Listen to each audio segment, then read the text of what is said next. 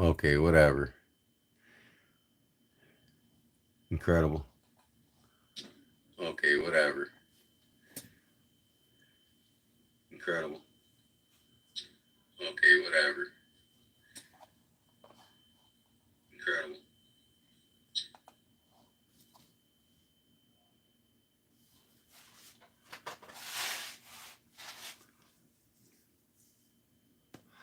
What up, Lulu?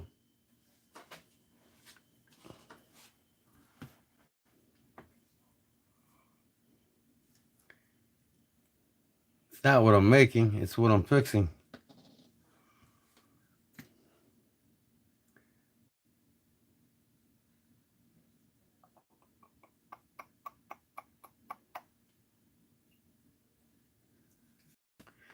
I for some reason on my cell phone I cannot get my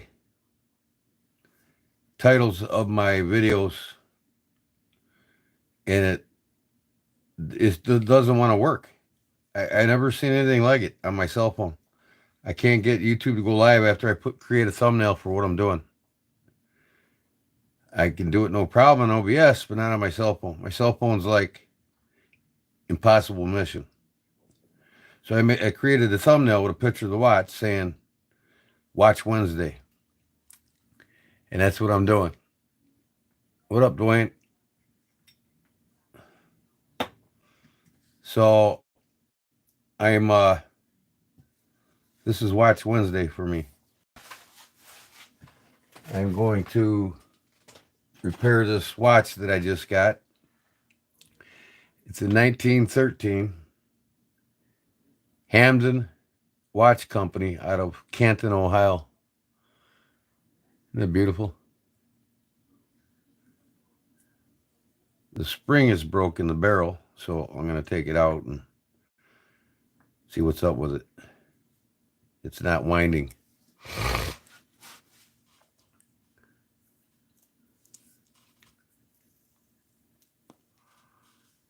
I figured I might as well take some of these along with my journey on watchmaking, right? This ain't going to become a watch channel, but I will have one day a week where I work on watches. How's that sound?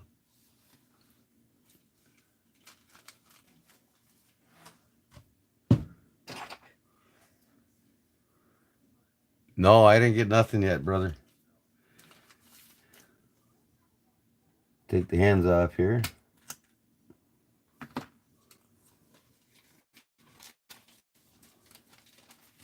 Plastic helps protect the dial.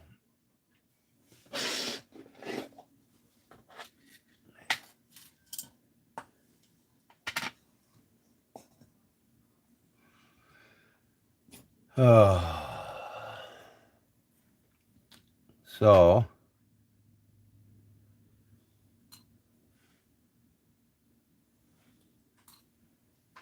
can you see what I'm doing okay?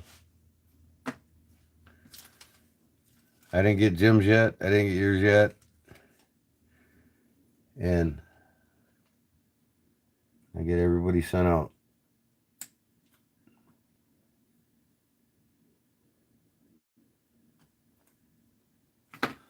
This thing does not like to pick up the small hands. I need to get them little wedges. For some reason, it just is not going down there to get them.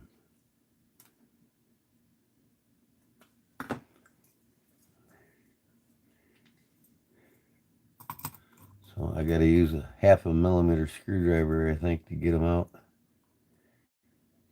To get it out. Look how tiny this thing is. 1/2 millimeter.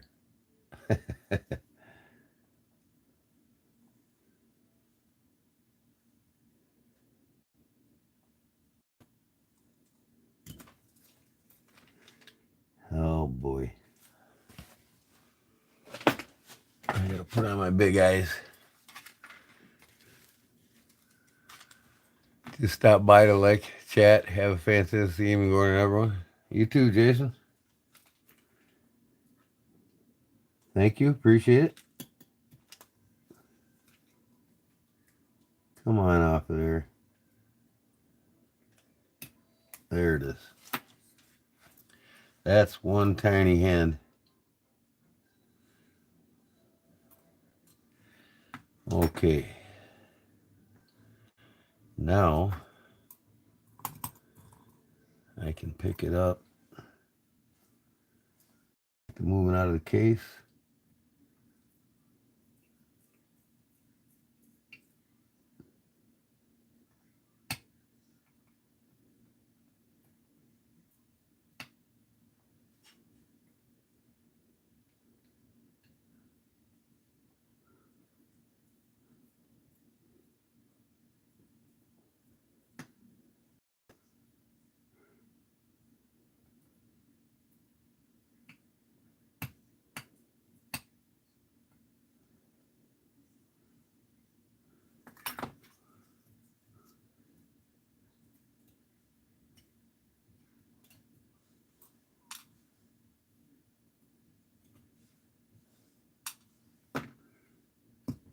There we go.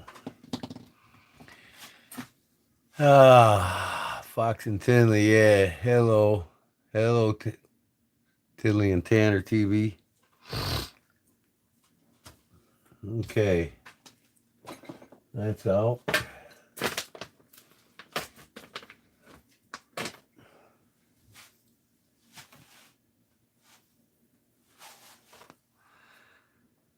One thing's for certain. You watch my watches on Wednesday. You get to know how to fix or open a watch, huh? Okay, first things first. Take the heart of the watch apart.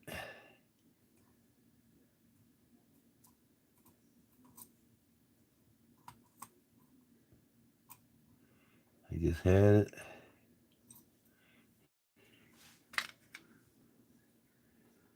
And that is the balance wheel.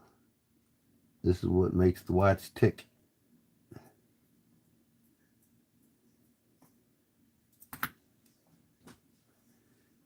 It's got a hairspring that makes it go back and forth. Oh, first I got to take the dust cover off.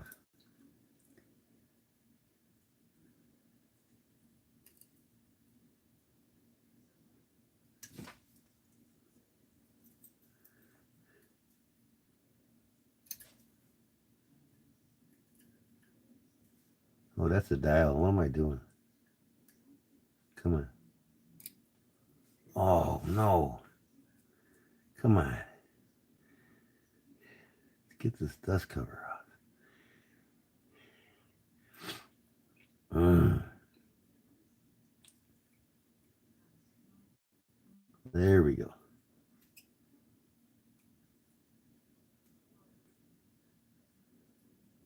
These old watches, boy. There's always something different on them. Oh, there it goes. I took the screw out. It came out with it. This is the balance wheel. This is the heart of the watch right here. That little spring right there, that's the thing that goes back and forth. That's what the...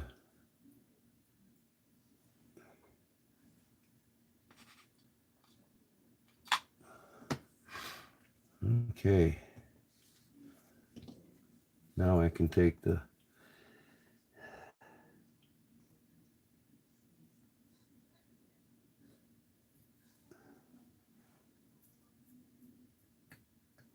winding works out.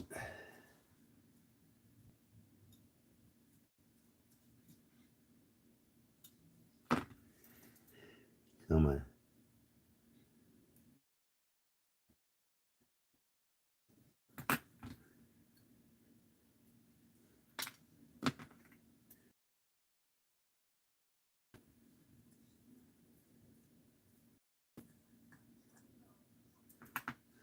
So what everybody carry today?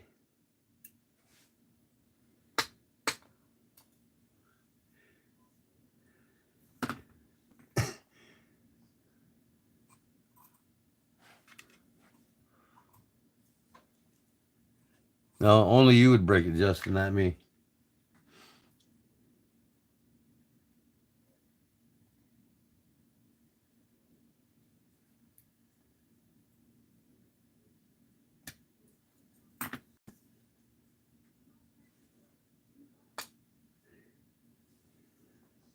Click ratchet.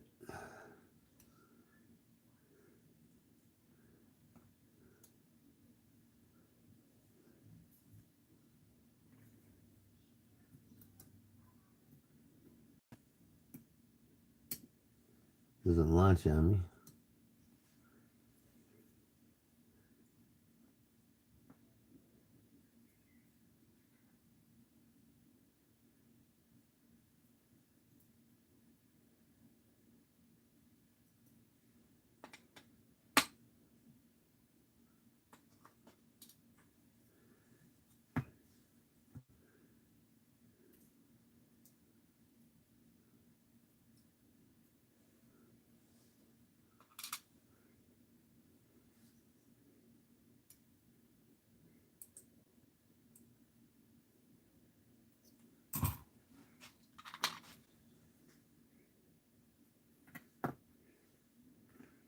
Okay.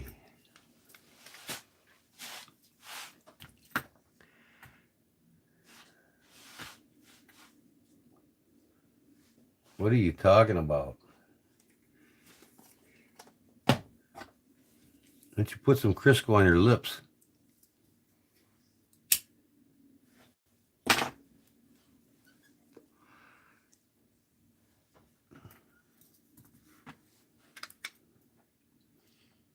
Take the bridge off now, the barrel bridge.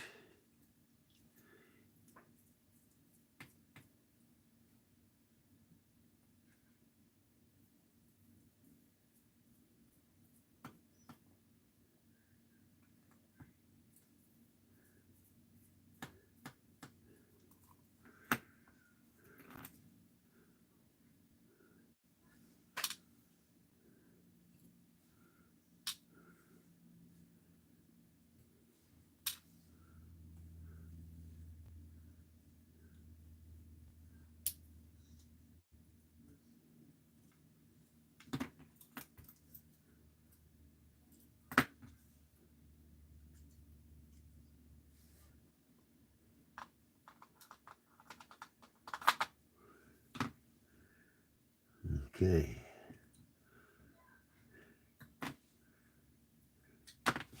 Ooh. There's my culprit right there. That's all I got to take apart on that, really. I got to take this barrel apart and see why the spring ain't winding. This is actually the heart of the whole watch. When you wind the spring up, it's what makes it go. It's its energy source. My ringer up. What are you talking about? Turn my ringer up. Can't hear me or what?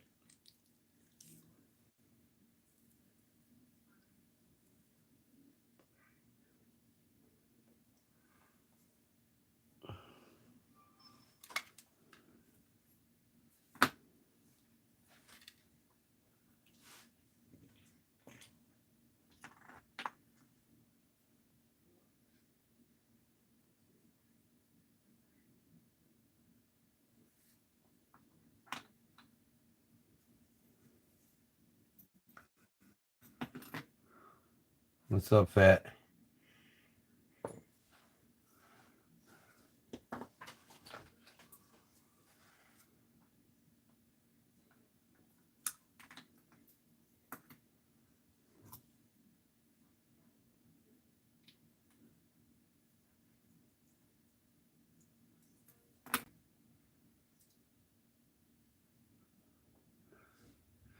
See, here's the problem right here. The end of the spring isn't on the arbor. It hasn't caught it. So I got to see about taking that out and flattening it. So I got to take the arbor out, take the spring out, and rewind it.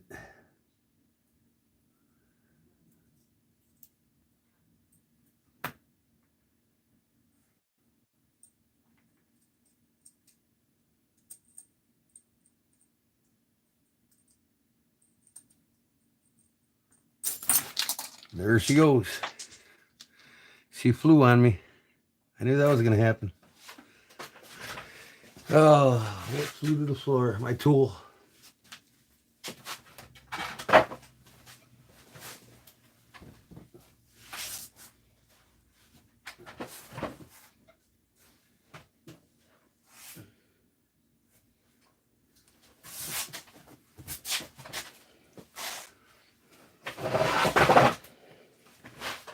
Okay.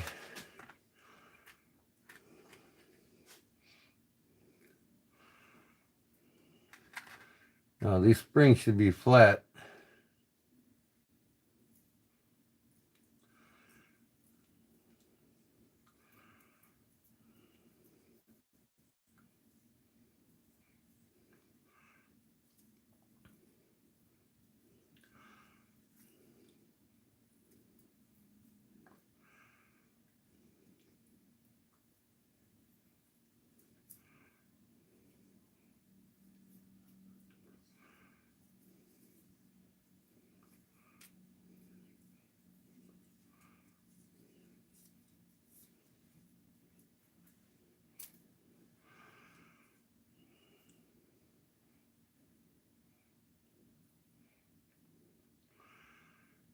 Why is it like that?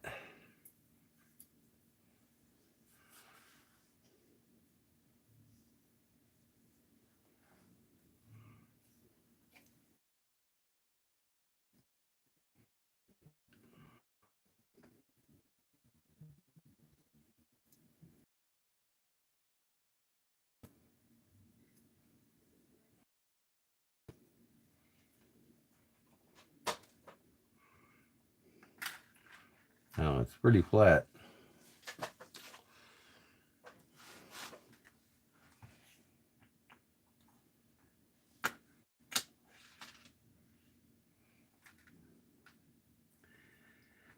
That's the part that grabs the arbor right there.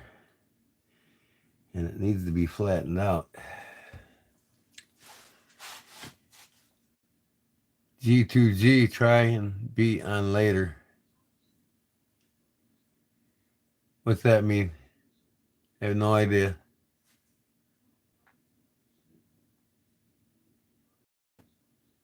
Had a big day today, huh? What's up, dog?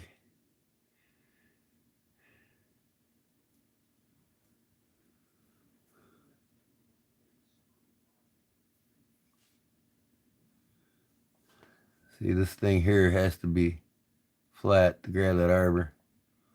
Not completely flat, but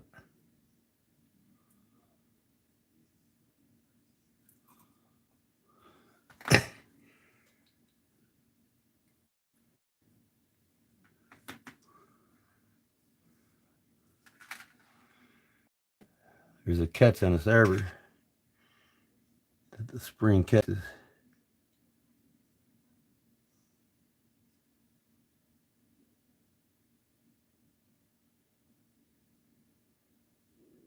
Make sure nothing's damaged on it. I'll put it back in the barrel.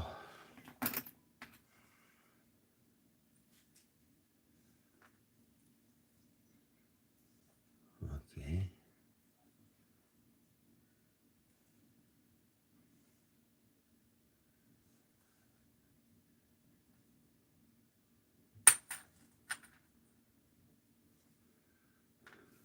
It appears to look okay now.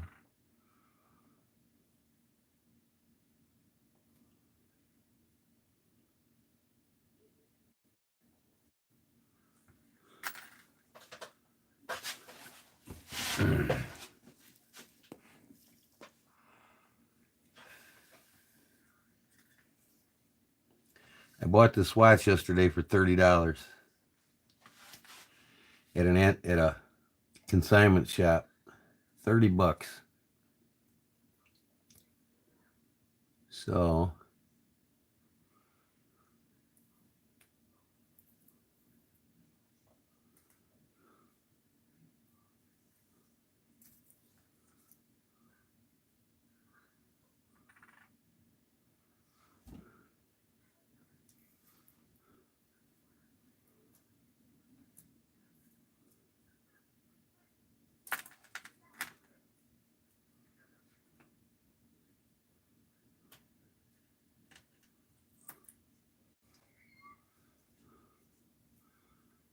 get it running, it'll be a $150 watch. If I can get the spring back in here. Never done one of these before. Everything's a first.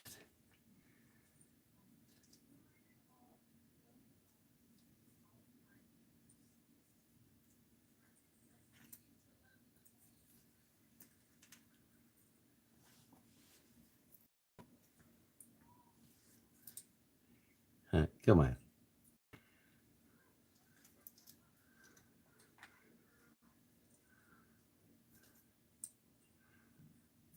So I'm doing it wrong. I got to start on this end.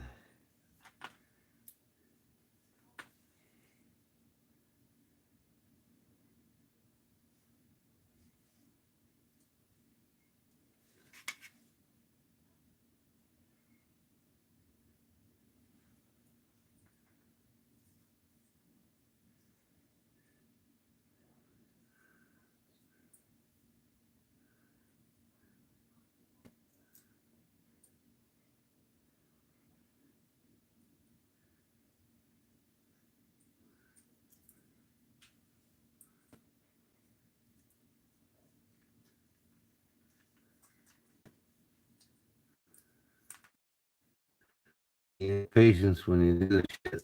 Tell you, watchmaking is all about patience.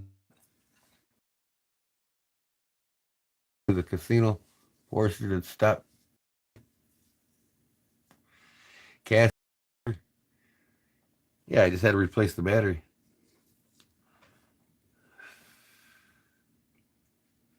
That's usually the case. I bought it at a garage sale. It was brand new, never used, but it probably sat for 10 years.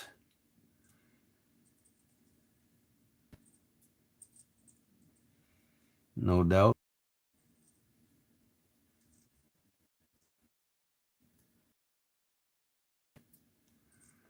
Get me one of them spring winders one of these days.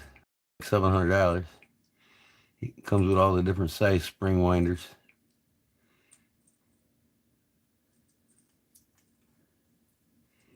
But this is how they did it in the old days. This is how I'm doing it.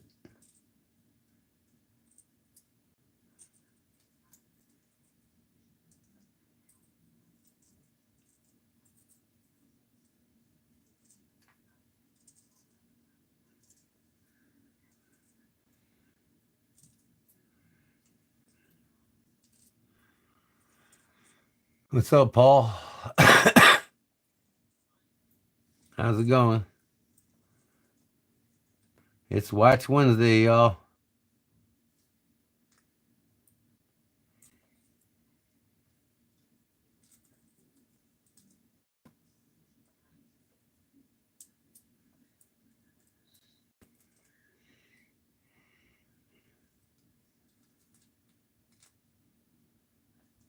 Be a miracle I get this in here, huh? Without it flying on my face.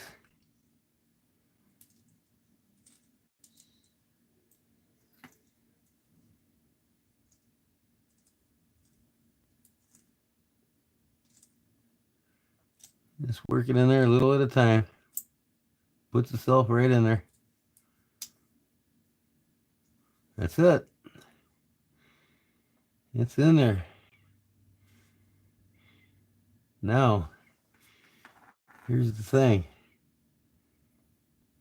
This has got to come over and grab that arbor, see? Arbor's got a hook. There's a hook on each side of the spring. One on the inside. See, that keeps it from moving from there, right here. If I look at that, I can see it's in line and it's in the hole. Now I gotta put this arbor in here. Before I do that, I gotta get me some Mobius 90 grease, oil.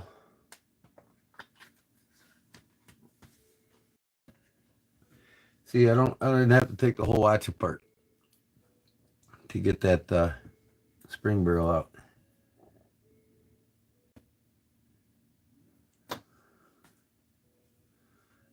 Okay.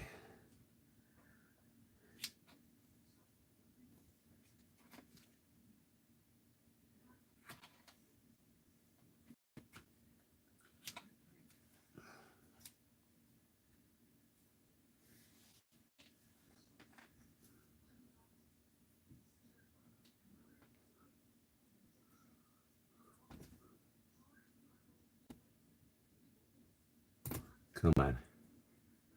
I hate these caps on this thing with a passion.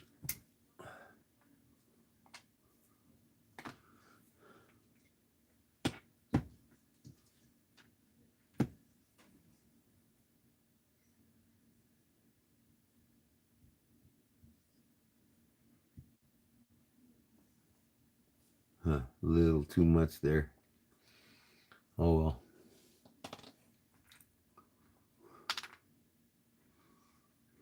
I knew that was going to happen.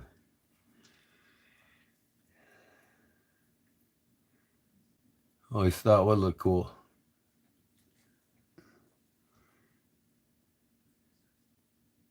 Be cool to have a gold one. Probably highly expensive though.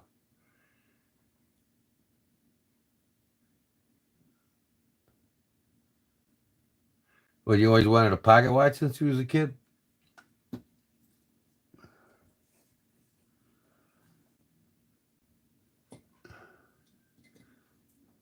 Gold plated ones ain't that expensive. You can get them used for 130, 150 bucks. Gold filled, they call them. But they're,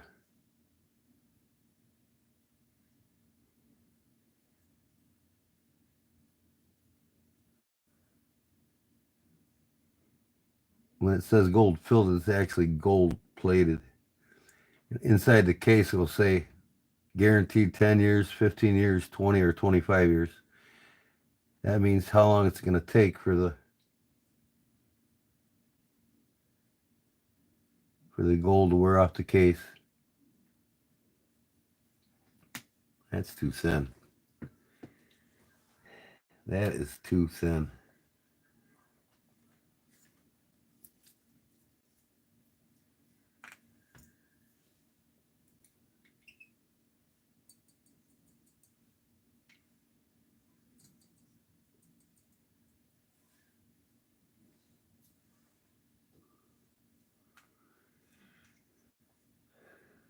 Thickness of plating, I guess. No, it's gold filled means it's just gold plated. It's just, it's like a Zippo lighter. Zippo's brass, but it's got nickel and then silver. And, it's, the plating's about 1/64 of an inch. Or, not even, about less than 1/64 of an inch. But if it's a solid gold pocket watch, them can get up to, just the case alone in gold is about $600 to $700, sometimes $800. Depends if it's 12 karat or 14 karat or 18 karat. But if it says 18 karat, then the whole case is 18 karat gold. It's 90.5% solid gold. A lot of guys will get old watches, dirt cheap. They'll pick them up somewhere, gold filled, for $100 or $150, and then they'll melt the cases down and make bars of gold. One case will yield about $600 to $800 in gold.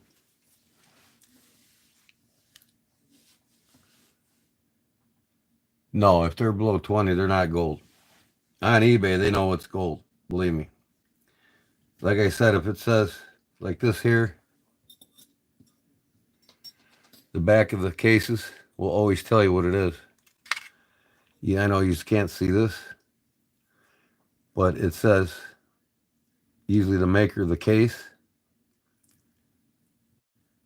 And this one is a Monitor. I need my eyepiece. Where in the heck's my eyepiece? It's that small.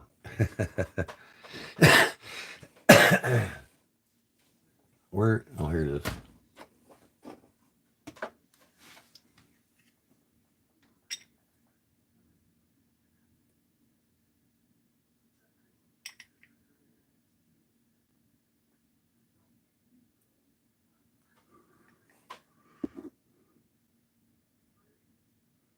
Can't see it. Hold on.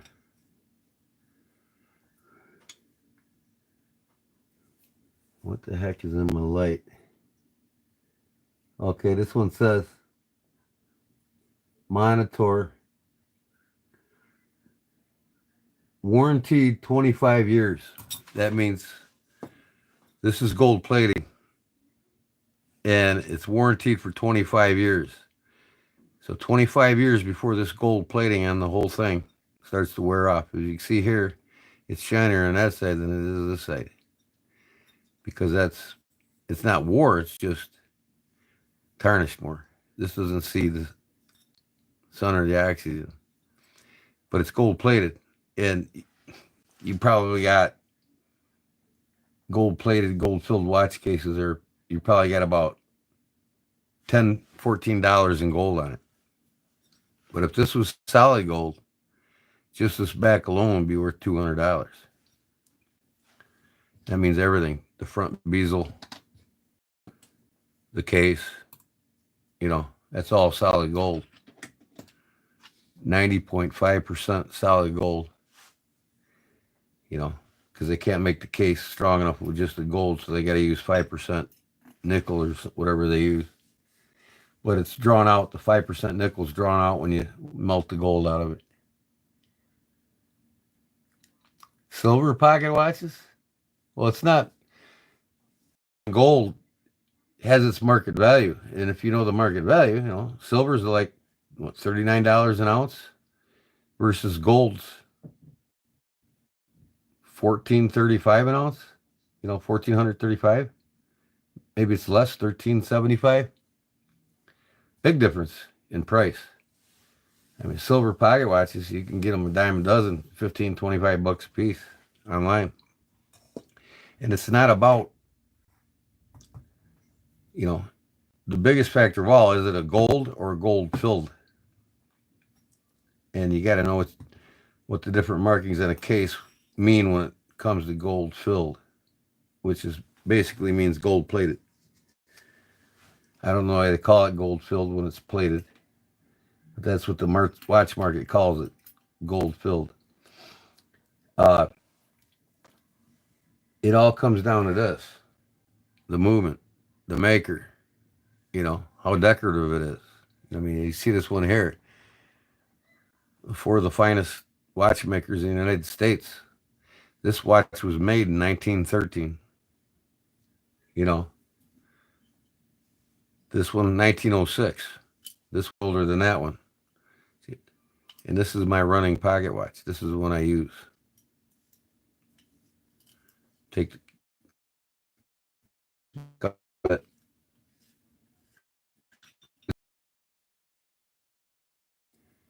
you look at that one. One here from Canton, Ohio, from the Waldron Company. It's a little more ornate, that one is, than this one. But this one's a bigger. This is size 16. This is size 8. No, this is size 12, I believe. This is 17 jewels. This one's 21 jewels. The more jewels, the more expensive the movement. In order to be railroad grade, it has to have 17 jewels minimum. And there's a standard set on them. These are both railroad grade. And then there's different styles of pocket watches, and I'll show you between the two of these.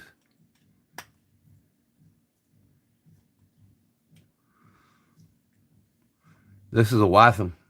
The crown's up at 12 o'clock. All right. So that's a standard railroad grade, 17 jewels minimum. you know, pocket watch. And then this one here, you didn't see it together instead of 12. So you see here, if I flip this upside down, there's the crown winder. See here? When the crown's at 3 o'clock, it's called a Hunter series. Hunter, Hunter. When it's when it's at 12 o'clock, it's the standard. That's just another name for it. Gold and silver dollars hold the reserve against the dollar. Silver is more industrial in its pricing. Silver is more expensive to mine than gold, and it's rarer than gold. And why it is undervalued is beyond me, but one day experts are saying it could shoot up through the roof. It could go up well over $500 an ounce, especially the rarer it's getting. Okay, back to my spring.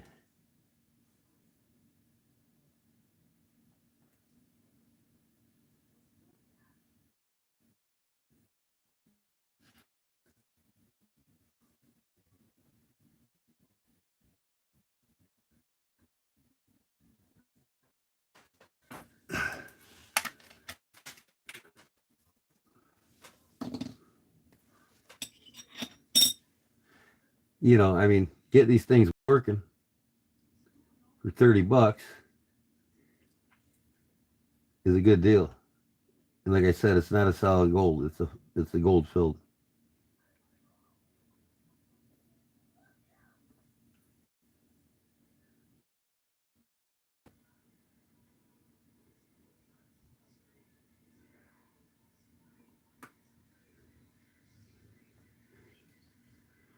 Now see, here's the thing I'm having an issue with. This thing ain't catching the arbor.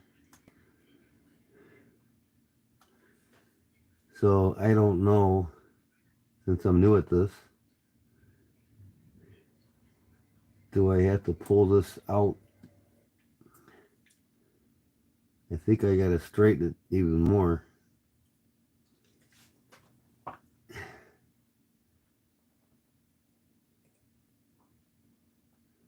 Because it's not catching the arbor.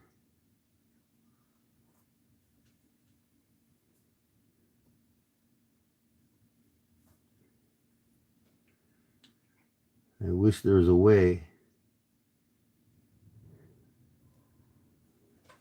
Oh, and that's why I might have to resort to just buying a new spring for it. I mean, they're all over Amazon, eBay.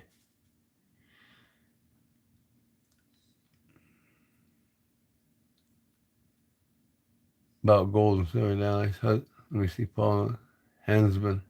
I would start with silver. Then, when you get so much silver, save, trade in for some gold. Well, what I do, Paul, is every time I get paid, I don't care what I'm getting paid from, side jobs, my pension check, especially my pension check, when I get paid on the first, I buy a 1/10 ounce bar of gold on eBay. You can look them up on eBay. I've been buying them for 20 years. 1/10 ounce. You know what I mean? So if gold is, say, 3,700 an ounce, it costs me $370 to buy a 1/10 ounce bar. And so I pay myself first. The problem is people don't get in the habit of paying themselves first. If you're going to invest in something for an investment, make it a habit. Every month, buy that 1/10 ounce bar. Every month. You know what I mean? And then every 16 months, you got an ounce of gold. Right? Or whatever it is. Every 10 months. I can't remember. 1/10 ounce, yeah. So every 10 months, you got 1 ounce.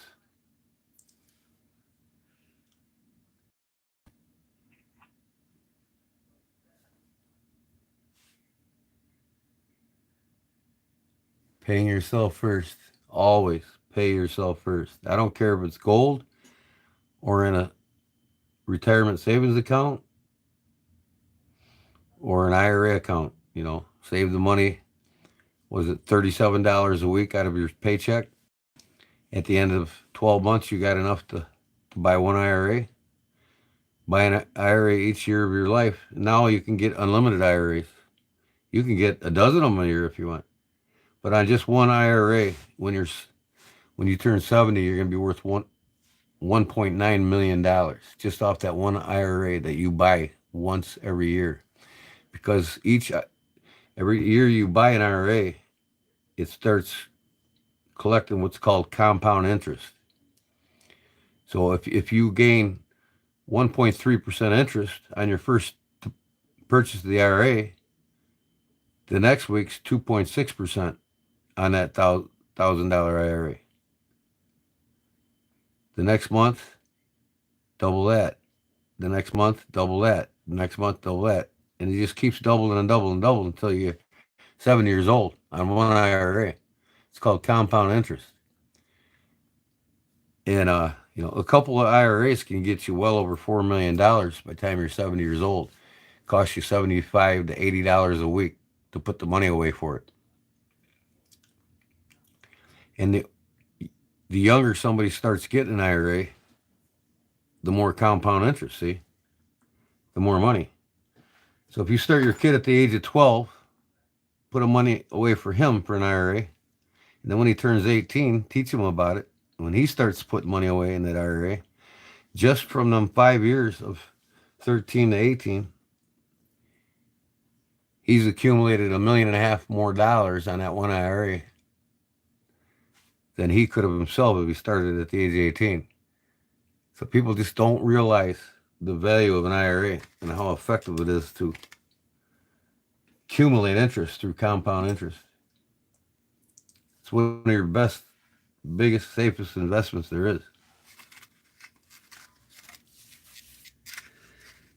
And if you want to pay yourself first, buy a 10th ounce of gold every week when you get paid. If you're retired, once a month, right? I get paid once a month. And buy a 10th ounce gold every week when you get your paycheck and put that $37 to $40 a week away for an IRA account. End of the year, January 1st, purchase the IRA account. Start over again. I mean, the best thing to do is go talk to a banker. I mean, whoever you got your bank, whatever your bank is, go talk to them about IRA accounts. Go talk to them, And when it comes to gold, get physical gold. Go on eBay and buy it. There's reputable dealers on there that sell 1/10 ounce tiny bars. And you get 10 of them, you got 1 ounce. So what's $400 a week put away? You get used to putting it away. You'll never miss it. You'll never miss it. You balance your budget around paying yourself first. The reason why the government created, and I went to college for this, folks. I'm just not blowing this out my ass. The reason why the government created Social Security is because they knew that common Americans, the majority of Americans, wouldn't save for their own future. So they wanted them to have something when they hit 65, 70, see? But what they didn't tell the American people is what they put in the general fund, which is what you put in the general fund, is that money, what they take weekly out of your check is fractions of what you get back when you're paid it, just from the interest. So say the government takes $100 a week out of your check, right? Times 4 weeks, 4 times 12 is 36, 36 weeks of accumulation of at $100. They are making interest on that money that you're putting into the fund. They get that, not you. Now, if you take the same amount of money that you invested in Social Security and you invest that same amount into your own self, you'll be worth about $20 million. So the government's basically making $5 to $8 million per person through the Social Security program. by taking the money you pay in your check and investing it. Instead of giving you what they're making off that investment, they're keeping it. See? So what happens is 25% of Social Security is paid out of the general fund, but the other 75% is paid by the person that's working right now. So I'm retired, right? When I draw Social Security in a couple years, I'll be 62. I'm going to take it at 62. 25% of what I'm getting comes from what I paid in, which is fractions of what the government got out of it, like I already explained. The other 75% that's paying me my $3,400 a month in Social Security, or $2,300 a month in Social Security. The big part of it, 75% of that is coming from you if you're working.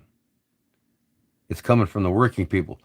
So the fund's paid 25% out of the general fund and 75% from the working person. So if we fall short of workers, we ain't got enough workers. That's the downfall for Social Security. Social Security is the most successful program the government's ever created. It's just crooked politicians that dab into it and steal it. Now, I'm playing around with this thing here, but in reality, I've got to get this spring to catch this arbor. And I think if I wind it, sooner or later, it's going to catch it. And I can't control that once this is closed up. So I'm going to do this. I'm going to put the cap back on it, put it in the watch, and wind the heck out of it. And hopefully it'll catch. I don't see why it wouldn't. I've been stacking silver for years, Paul, just like you. I've got silver bullets, silver shotgun shells, silver this, silver that. You know, I had to buy another vase. A safe, I mean. One of them small floor safes, like 2 feet by 2 feet. I filled it with silver. I had to get a bigger safe. So, you know, invest in what you can afford. But, you know, once you get used to paying $370 some a week out of your paycheck for a 10th ounce bar of gold, it starts growing, man. You know, I probably got about, I'd say close to 18, maybe close to 20 ounces of gold right now. And probably about 2,000 plus ounces of silver. Don't touch it. Don't ever touch it, man, until you're ready to retire. I mean, I'm retired now, but I'm not going to touch it till I get my Social Security in 2 years.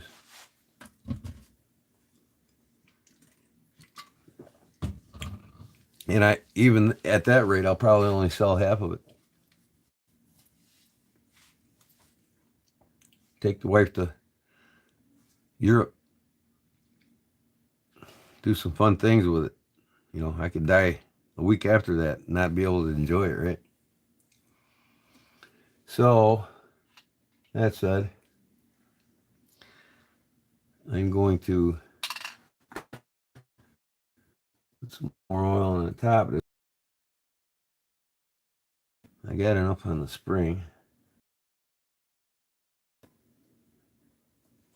Put my cap back. So here, see, there's a hair now. Now that notch should grab that notch that's on the spring. And if you look, so I can put this cap back to that notch.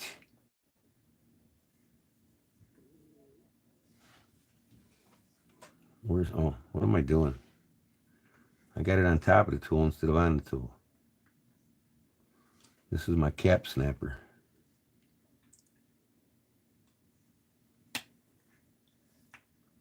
Now I'm going to make sure these notches are lined up.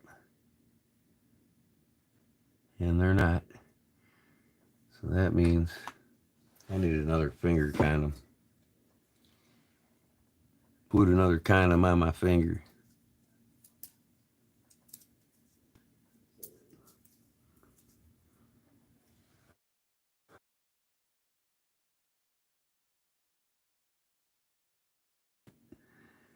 Let me see here.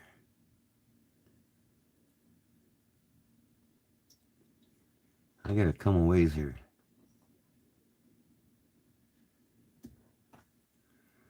I'm gonna lift this up and redo it.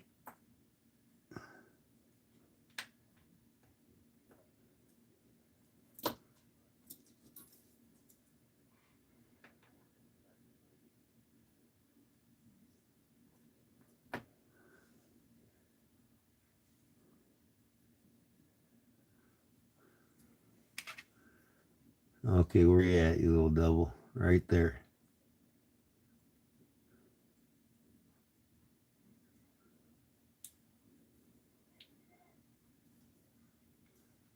Looks like that's it.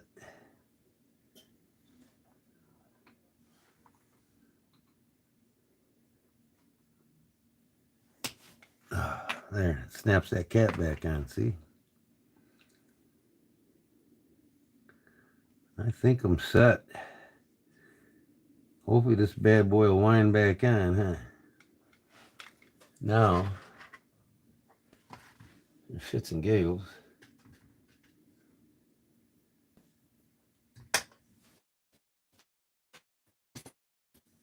Clip the top is, make sure there's nothing that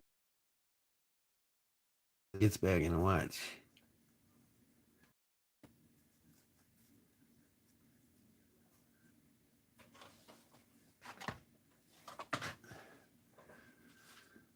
Where am I at here now? Here we go.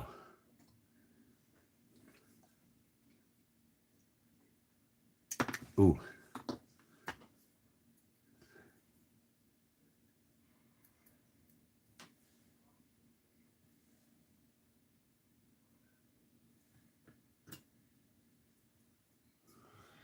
A lot of fun doing it. And have met some awesome people in the process. About 200 ounces of silver, but sold off a lot of it, unfortunately. This is really some money, a little, you know. Life circumstances usually get the best of some of us. And that's why I prize myself on my health, my immune system. My brother-in-law asked me the other day, if you see my new video I posted, the Milwaukee fastback knives, I always got a pair of gloves on me, and I wear them when I go in and out of the stores. He's like, why are you wearing gloves? And I said, because people are filthy. I don't get sick. I don't get colds. I don't get flu. None of that shit. Because I don't touch what they touched. You know.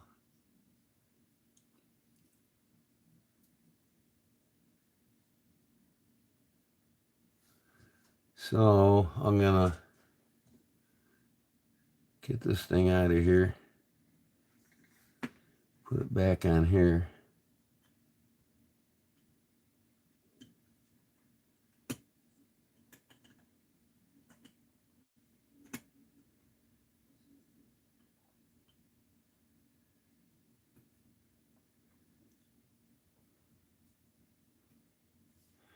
That's right. It takes money to make money.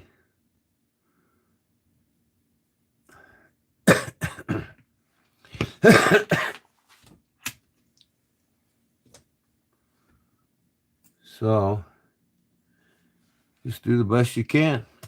You know, you can get all the advice you want from somebody, but you know, life hits you in the face.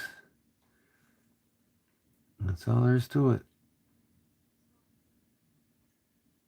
Okay, I've done the best I can for the spring, so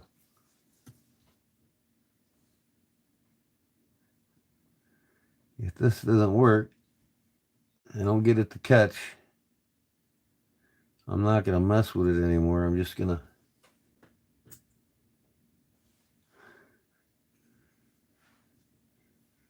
buy another one on eBay.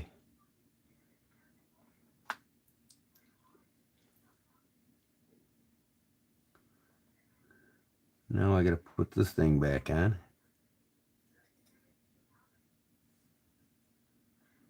Oh, these things, man. Setting these bridges.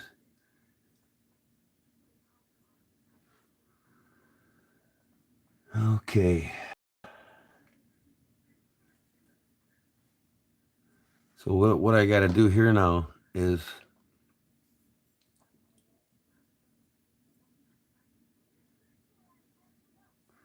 line up the jewels on the posts of the motion work or the motion wheels. Oh, it goes this way right here. So these two jewels have to go over them wheels, dead center. Oh, and when that shit happens, it pisses you off.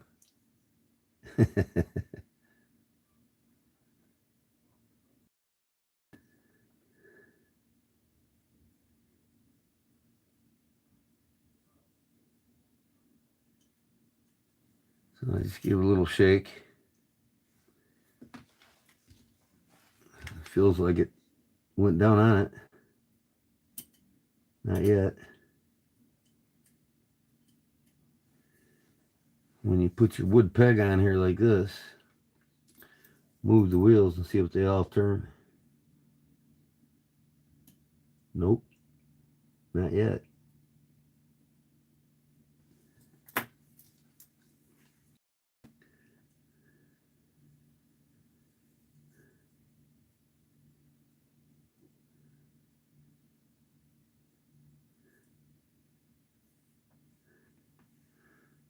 You'll know when you got it when the alignment pegs fall down into place.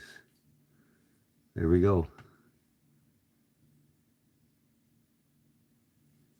No, it's not all moving, so something's wrong.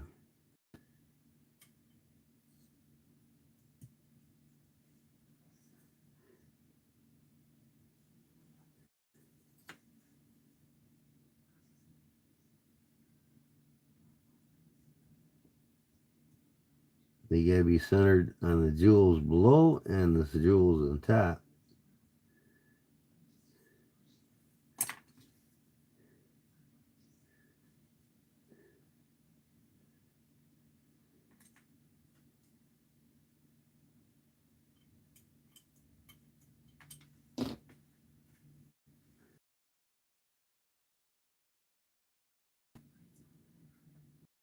Centered here.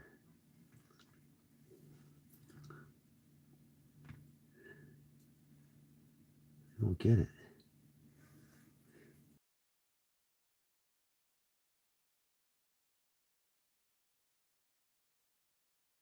Not. Hmm.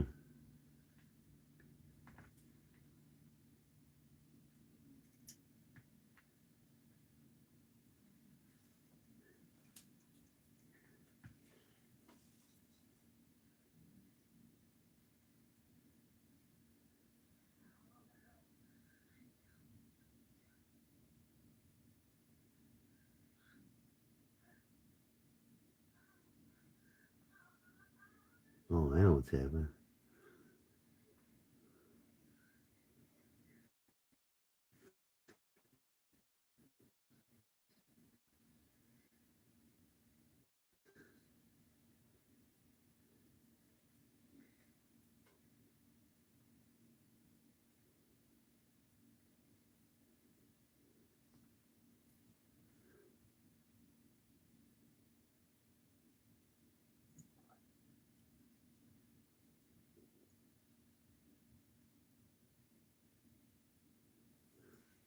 I gotta take this thing out or what?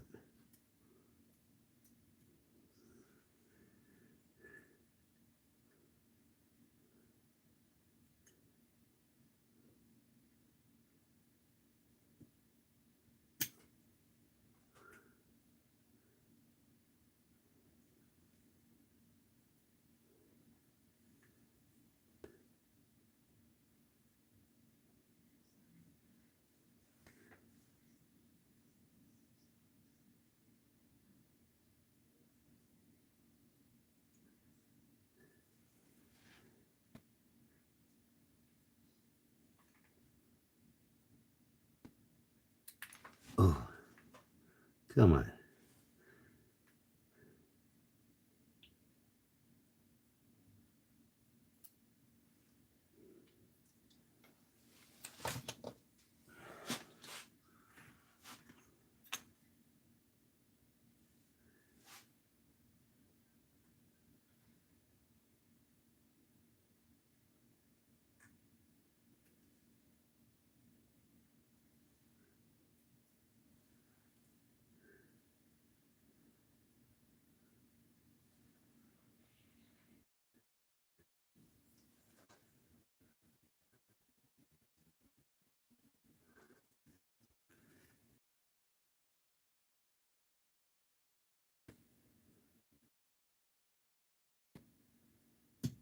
There you go.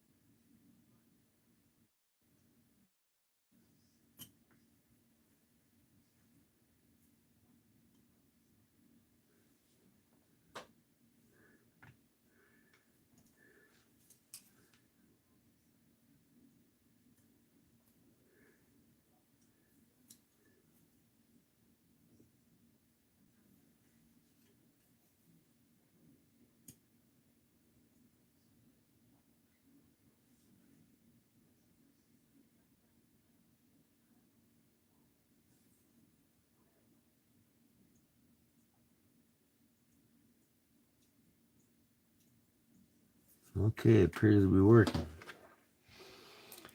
All right. Net loss over a year. I'm down 7.1K trading for it.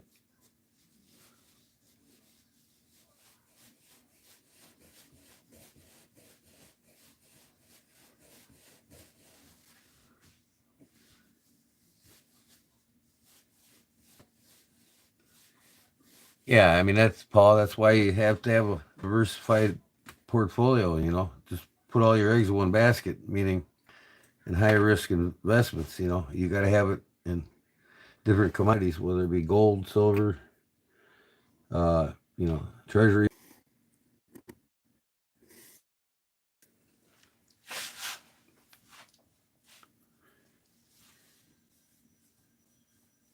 I'm telling you one thing right now, Fat City. At your age, 20 years old, you ain't got nothing but time, brother, and lots of money to be made in IRA accounts. Go see a banker about an IRA account and start paying yourself for it every year.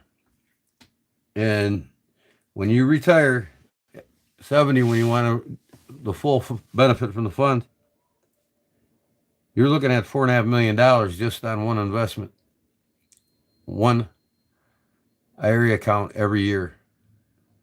2 grand every year, 2 grand every year, 2 grand every year. And when you're 70, $4.3 million in compound interest at the age of 20. I'm telling you that right now. Go talk to a banker about it. Get started right now, and you can thank me in 50 years. Well, I'll be, but you know, who knows? I might live to be 110.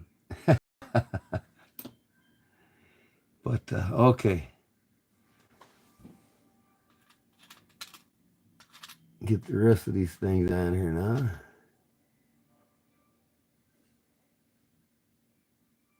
Yep, wrong one. I'll put this wheel on first.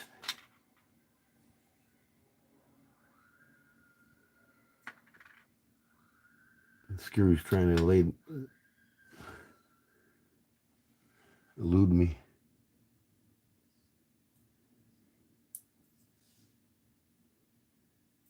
You know what? I got to put this click on first.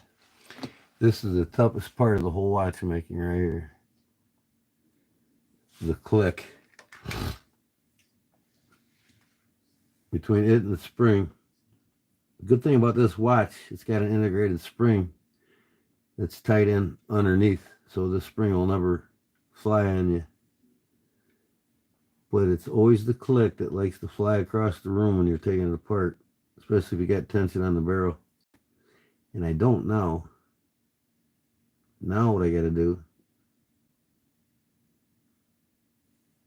is put this on like this,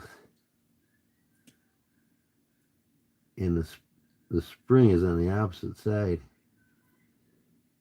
I got to get it to catch once I put it on there. This tiny ass screw here, boy.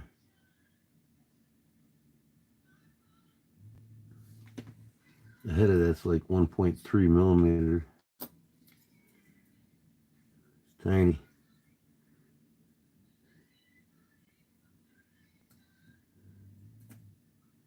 Come on, get in there.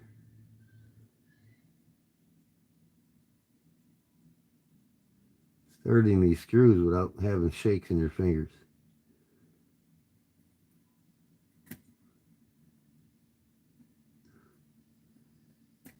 Oh, there she goes. Flip upside down on me now.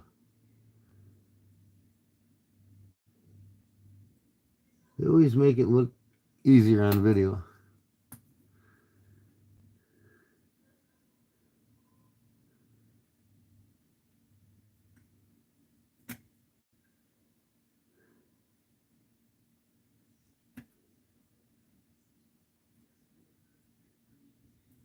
Is that the right screw? I don't think I got the right screw. You can tell if it's the right screw or not if it doesn't fit.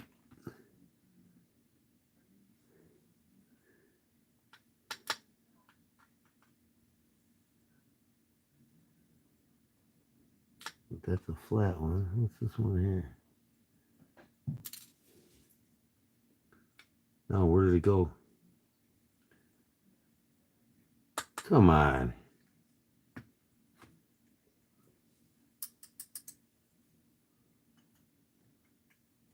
I just flung that screw. See what I mean? You see what I mean?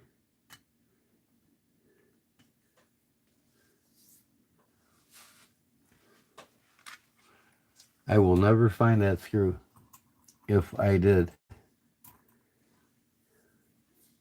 1, 2, 3 screws. 1, 2.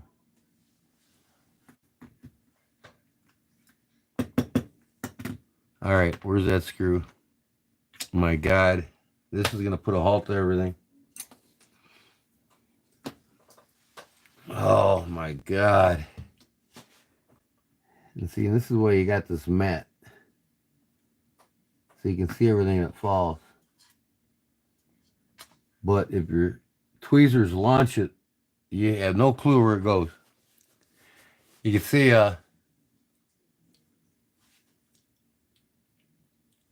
how sociable my two mods are, Justin and Louis is. They don't like talking to nobody.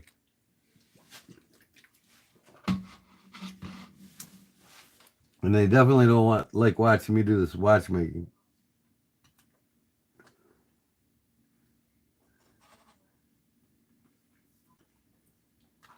Now, where did that spring go? Or that spring? That screw.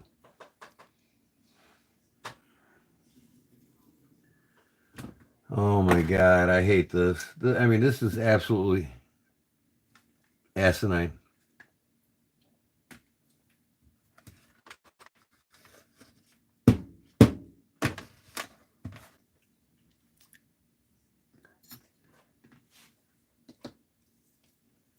I swear to God, guys, they just don't like socializing. Maybe they get enough social life with their wives, huh? Or Justin don't have a wife, that's right.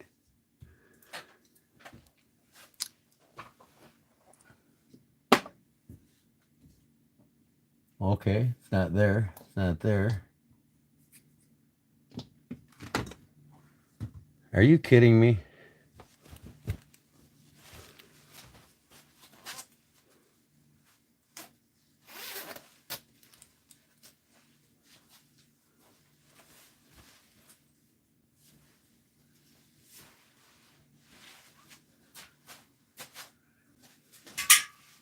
Oh my God. Why did my tweezers have to launch that screw? Or is it still in there? No, it's not still in there. Where is it at? It's not in there. It's not in there. I'm screwed, man. I can't get this watch running now. I was looking forward to having it running. Oh my God.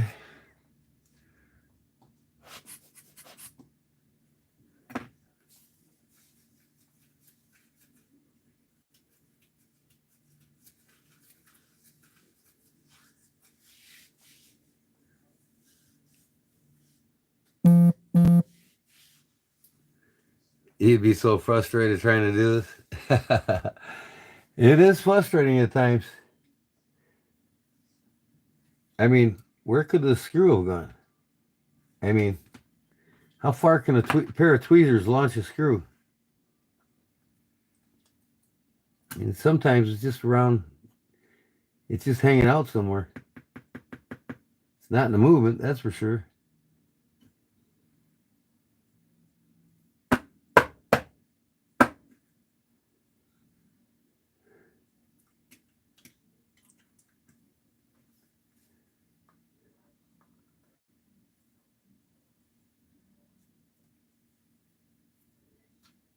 One, two. I keep sitting. Here it is. Here it is. There it is. It launched it into this tray on the other side. I knew I'd find it if I looked good enough. Okay, I'm back in business. So that's a countersunk spun screw. So that has to be 2 levels.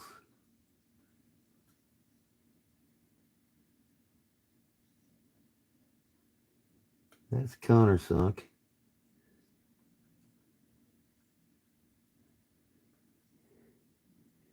And you can't do this without magnification. You cannot do this. I'm going to get a I'm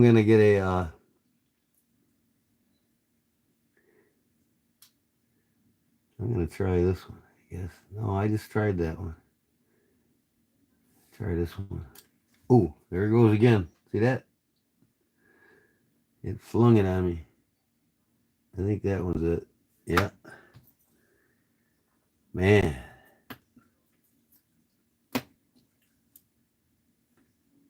I tell you what. And then a holder that doesn't work with the shit. I'll get rid of this holder. There.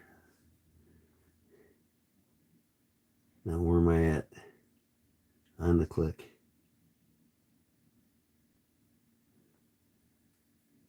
This is called a ratchet click. And that ain't the right screw. That is not the right screw.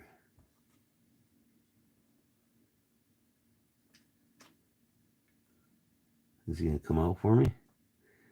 Or is he going to get launched again?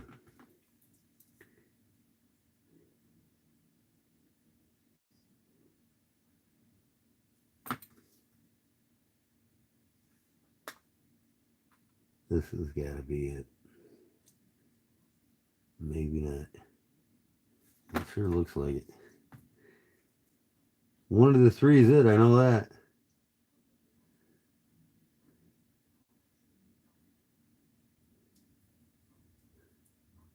That's it. Okay, now I gotta flip it up. Oh, my dial's on.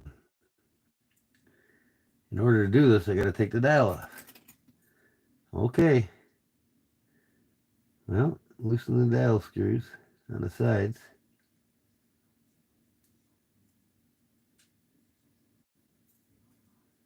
Should be 3 of them.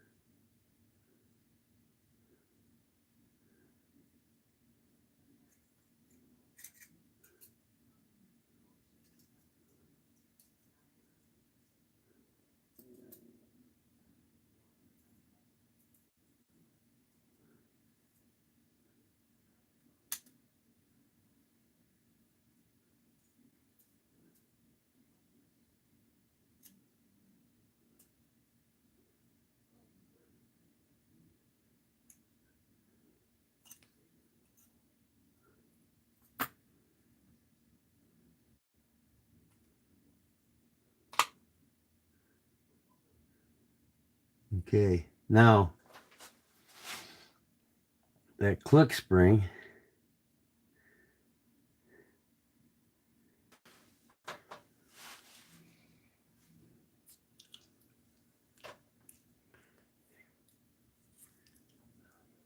okay, I'm back.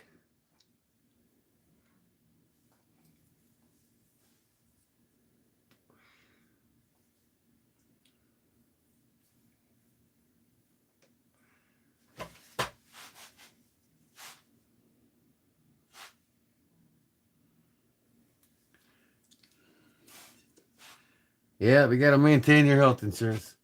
Now, I had to take this barrel bridge back off. I forgot. There's little tiny ass screen. I mean, it's as thin as a human hair or spring, and it's got a coiled end, and it's got to go over the post of the click. That's over here on the other side. See, that's what puts tension on it, and it stops the barrel spring from unwinding everything. And believe me,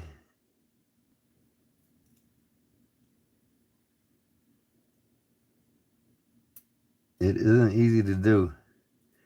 It takes several attempts to get it on the post,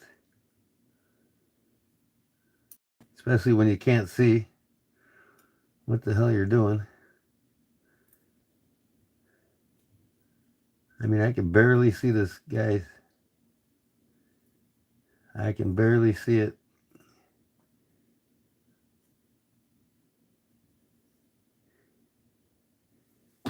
So I'm going to tighten down this thing here, I guess, so I can keep it from moving.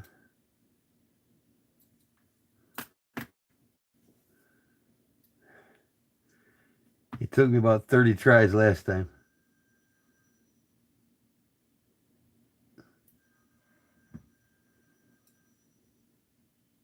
And I think I got it.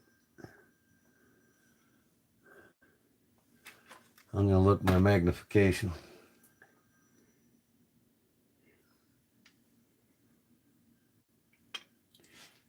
It's hard to see it.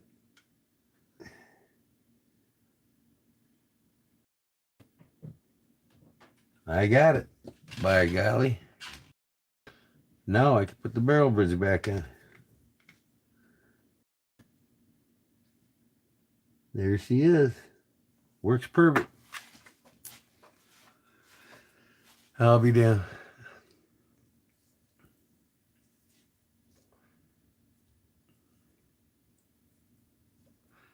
Hey, Hemsbond, is this your first time in my live? I want my my mods here and my members to tell you this isn't a watch channel. I just do this once in a while, and tonight happens to be it.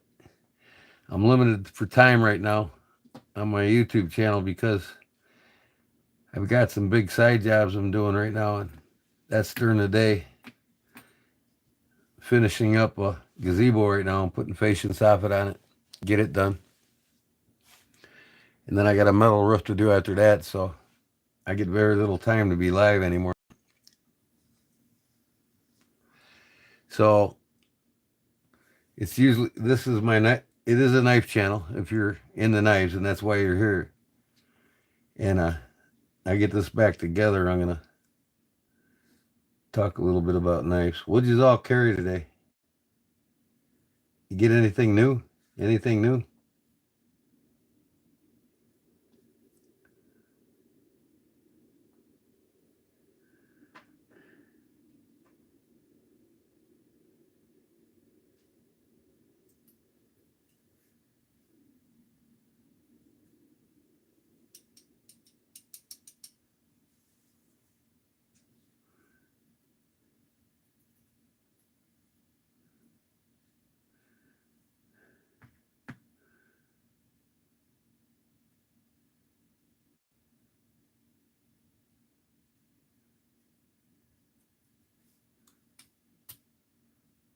No new knives to report. What'd you all carry? What's today's carry for everybody? Mr. Paul Mills gave me today Black Mirror Max. Cool. It can cut, huh? Well, get you a leather stroke, put some jeweler's rouge on it, and keep it nice and honed. It'll go a long ways without having to resharpen. You know, honing, stropping your blades is way underdone. After every use, put it on the strop. FSD, my ABW slip joint today. Now, what's the initials for FSD? I keep forgetting.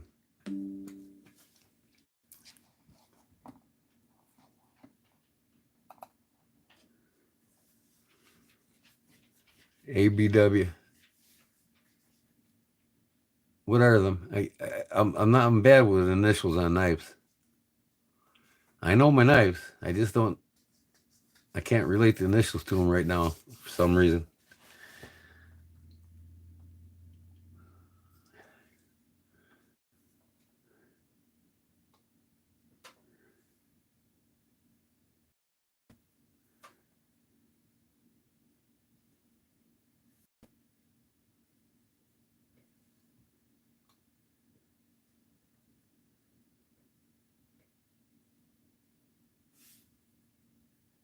What's an FSD?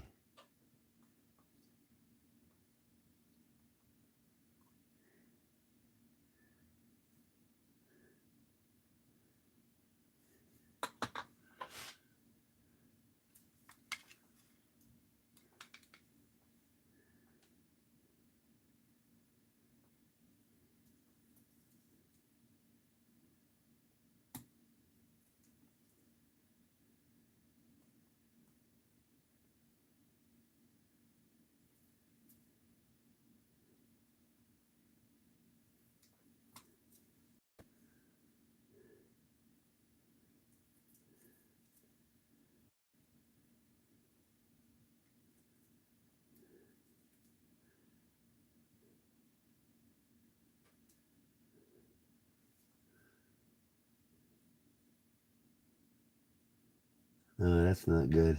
Nothing's moving.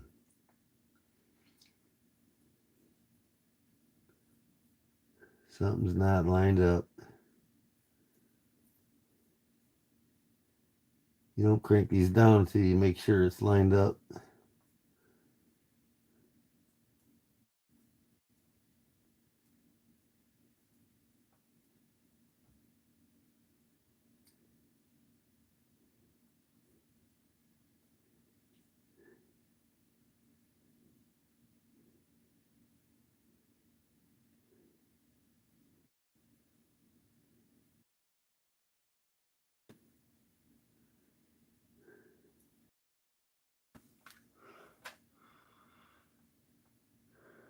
Craig Brown knife.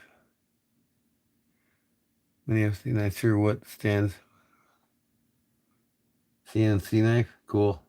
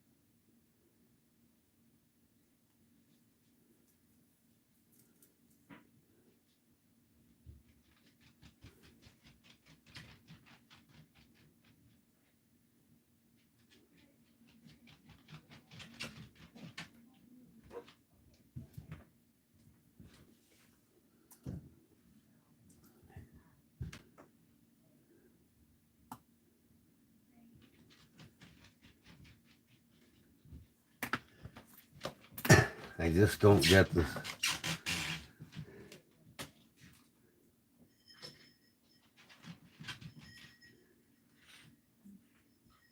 Everything appears to be moving fine. I'm just going to go with it.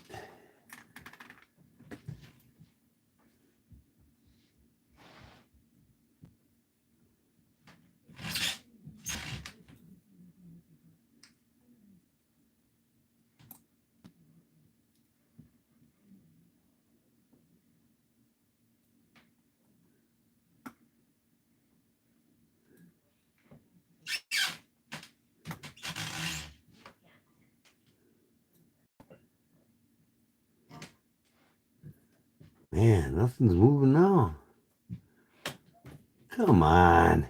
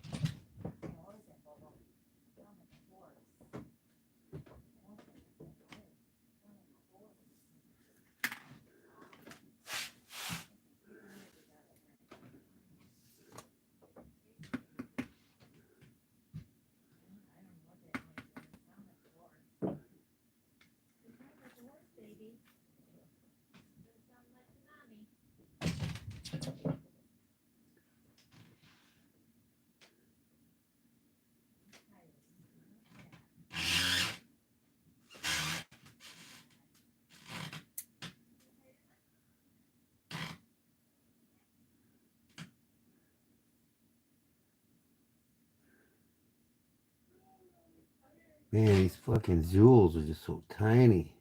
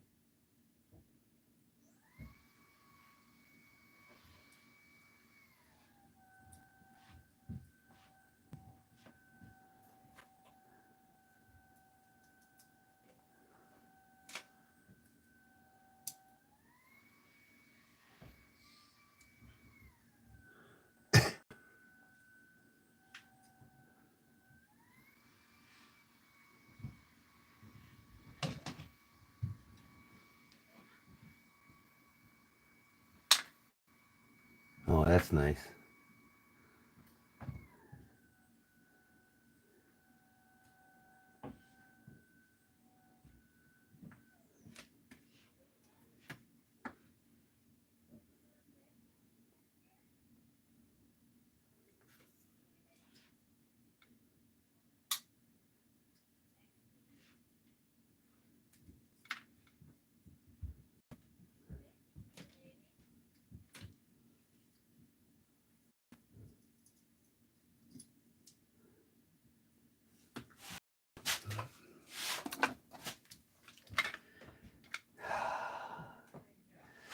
Always gotta be so complicated.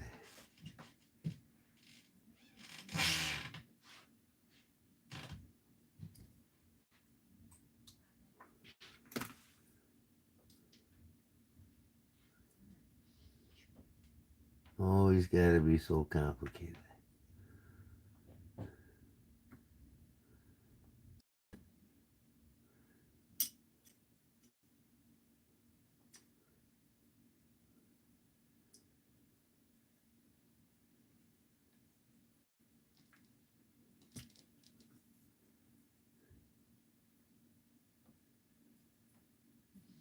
That's the winding mechanism right there.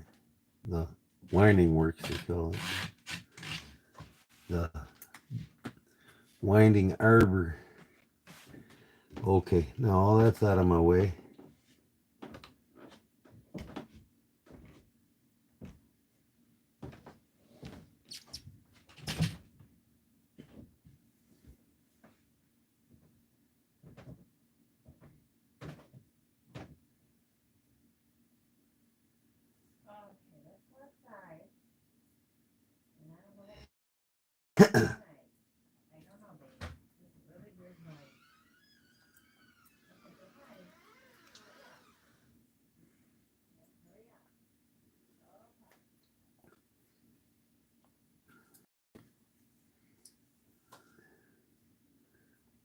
Be a miracle this thing runs.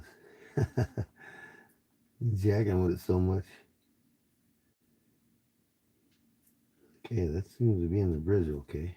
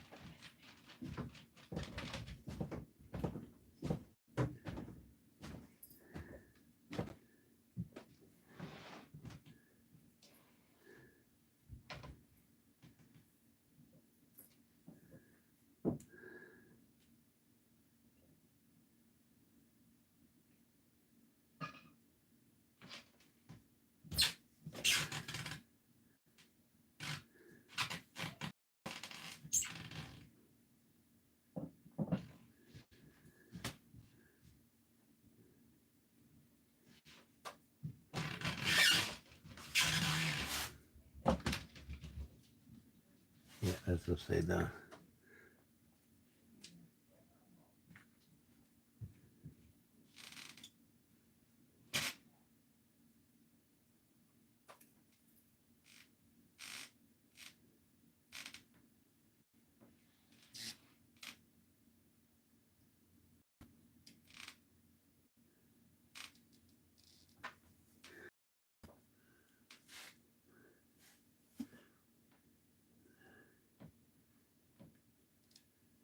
Oh, that was right.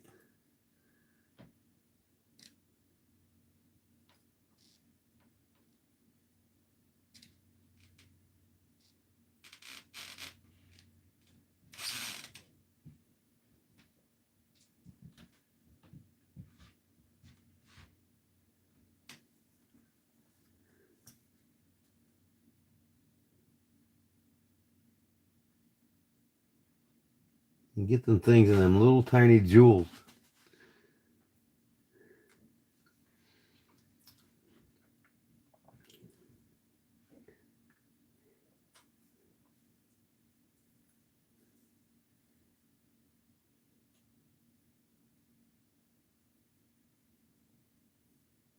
Now this thing wants to fucking come off.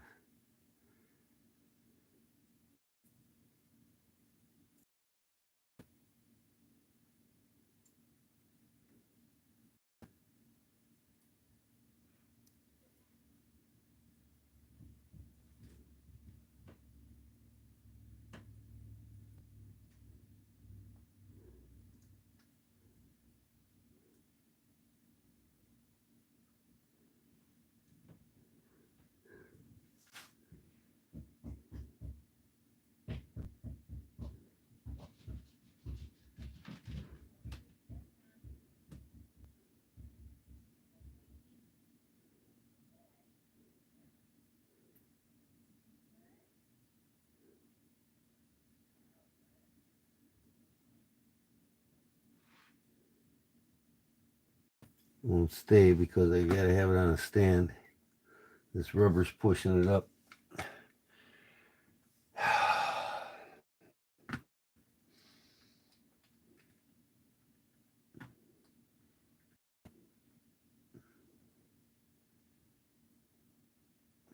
Now it'll go.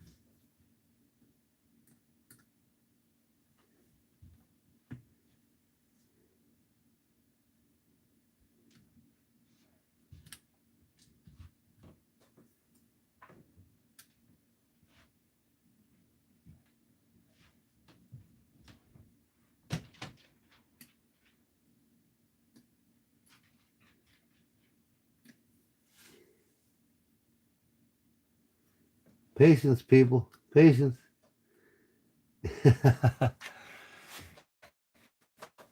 Opposite ends blade. I got an idea of what you're talking about. I don't know about case knives too well. And it will come up. Yeah, I carried a 72 case XX moose. What's a moose? What style of body is that? Is that like a...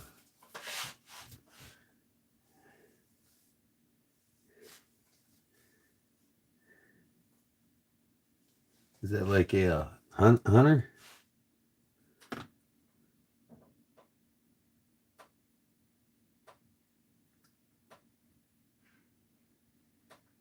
Why isn't this thing falling into place? What is stopping it? The barrel?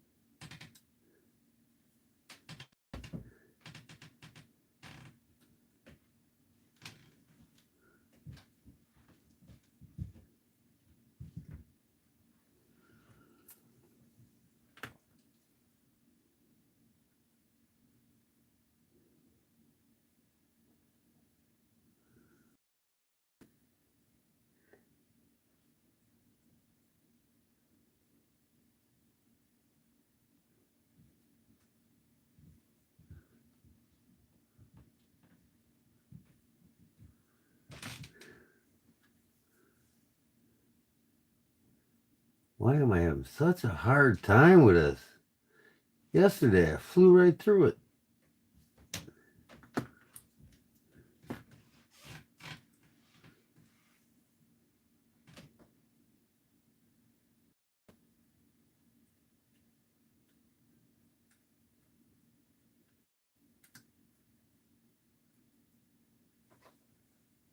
That went down. That went down. Okay. Now it came back up on me. Come on.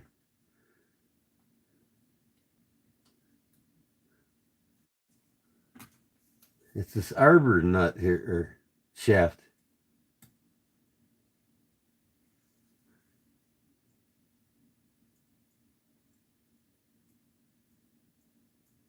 Everything's spinning.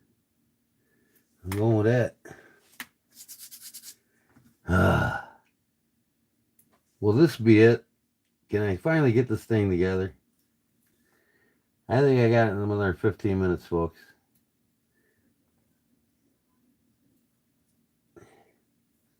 What is it, 10:30? Good time.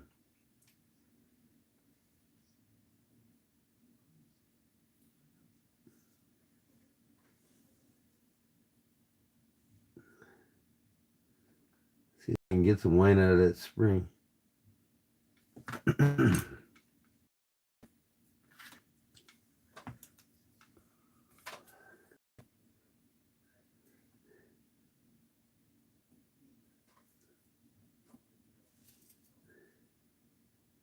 Oh, seems to be lined up.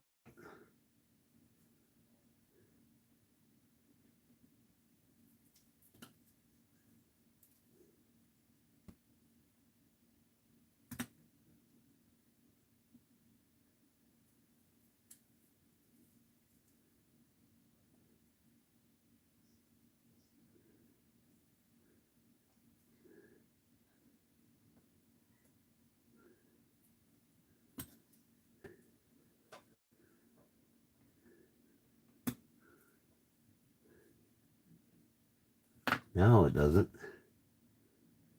Oh my God, nothing's moving. Wow. Come on. You can't crank down on these nuts till you know them jewels are set. Them posts are setting them jewels.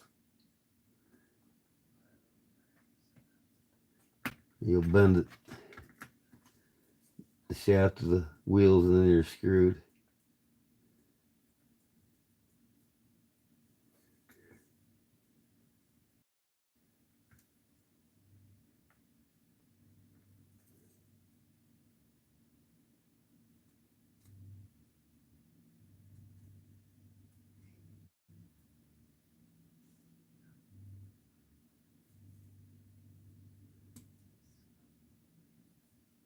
Oh my God.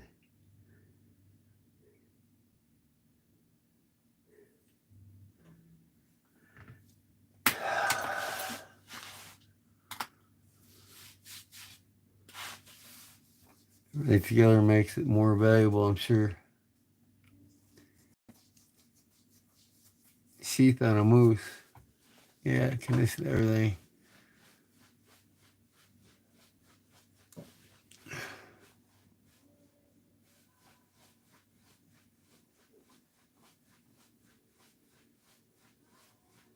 No, Jerry, your package is on the way, bud. You're gonna get it.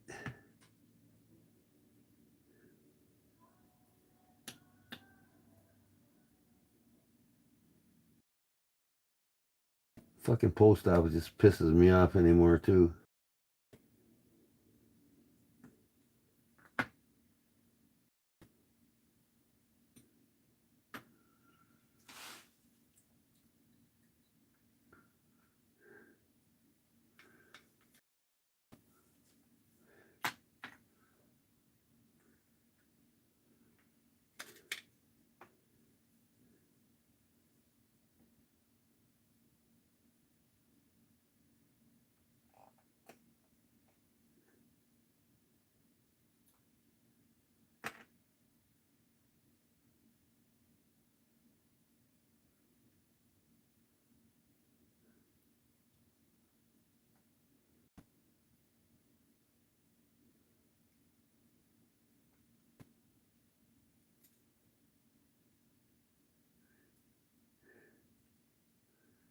I don't know why this thing's spinning free on the shaft.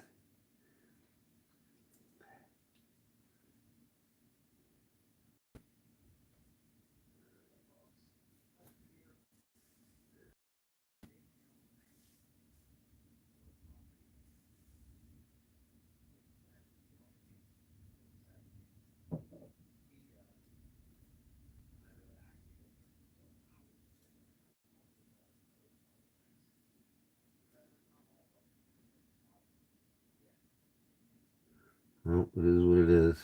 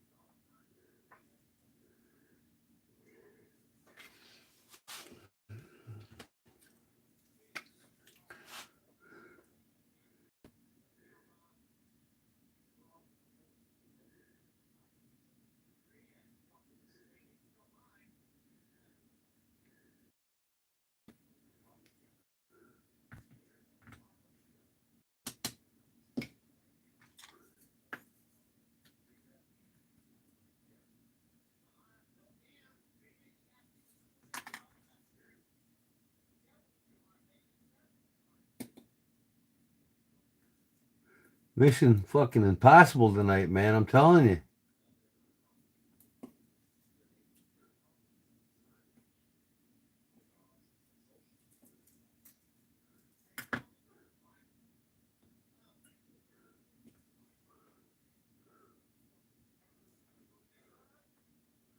One fucking jewel, one post in the jewel says, fuck you.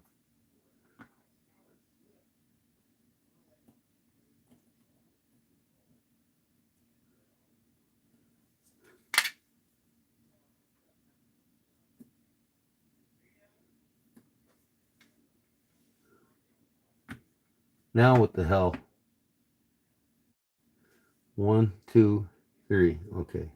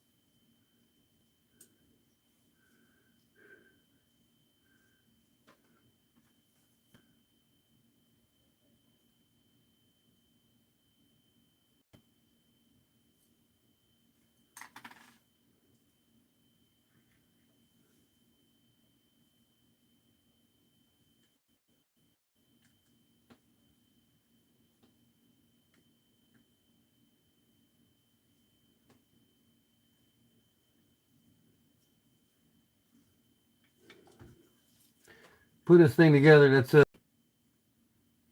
I'm going to stop here if I don't get it to run or get it to line up. I'm not going to mess it up.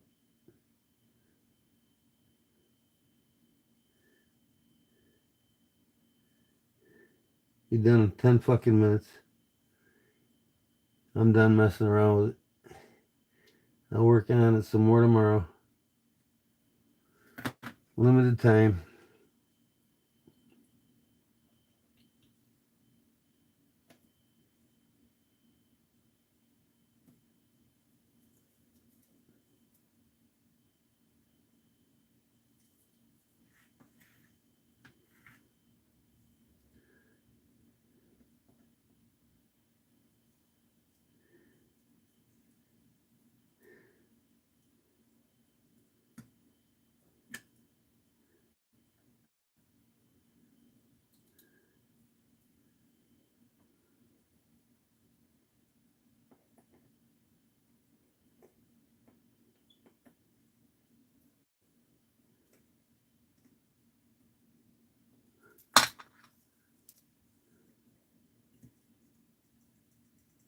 Everything's moving now, so I think I got it.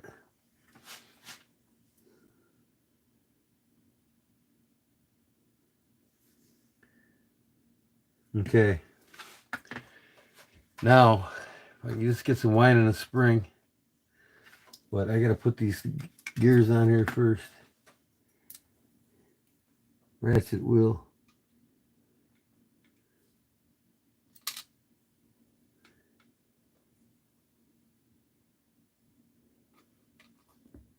What am I missing here? Nothing.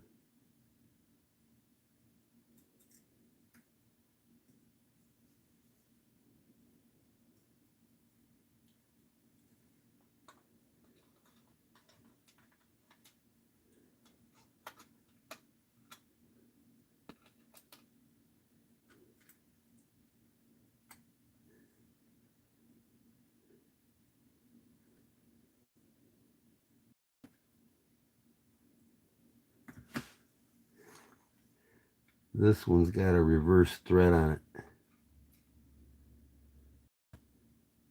Hopefully that's it.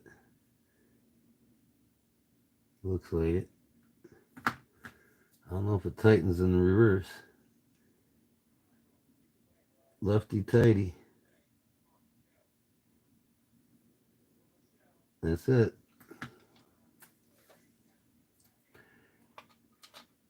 Ratchet wheel.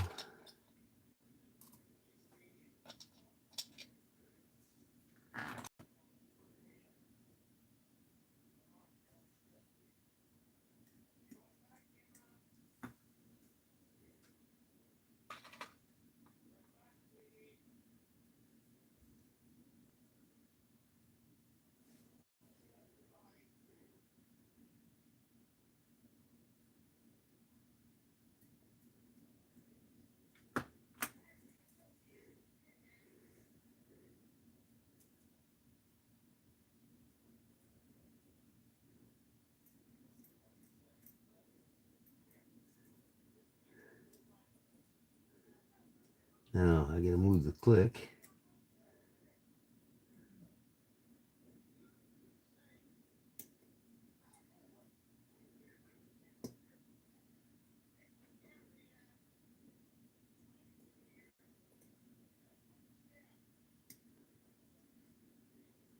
What is the problem here now?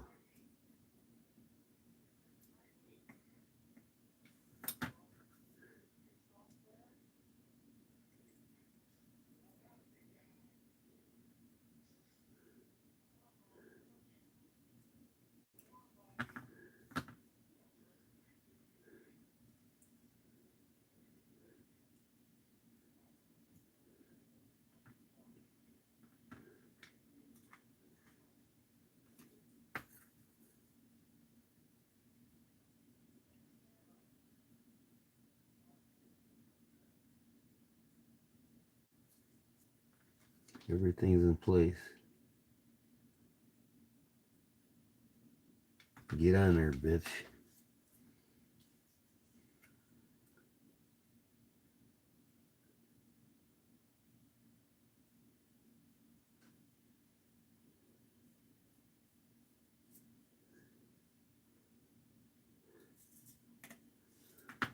Okay. Everything's together except for the other side. And I just gotta figure a way.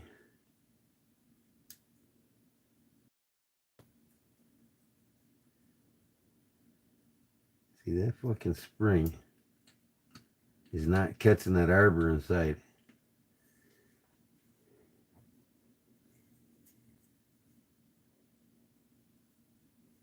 This is the direction it goes to. And I just can't get it to catch.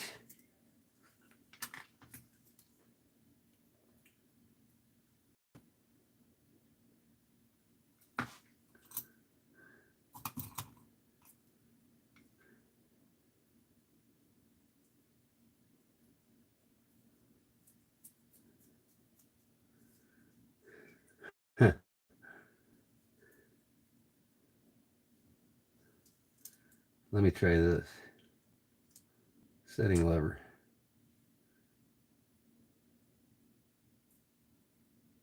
No, that just moves the hands.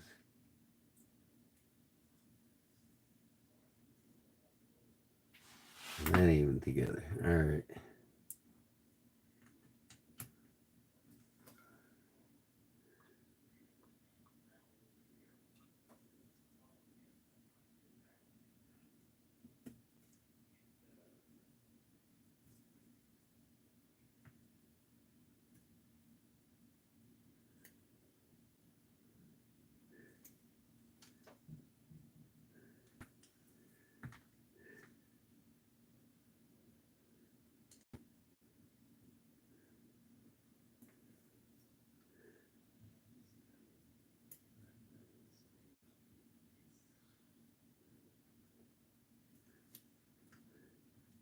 Get down there.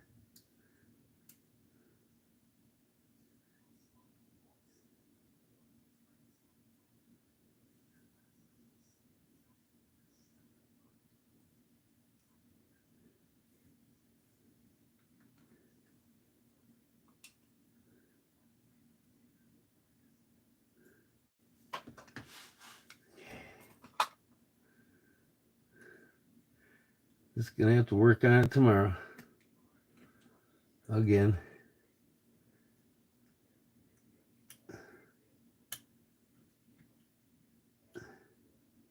Dial back on it. It just, the spring, I gotta get a new spring. It's not catching the arbor on the inside, so when I wind it, see, it's free. It ain't doing nothing. So obviously the spring inside is not catching. So I can't get it to, if I have no tension on the spring.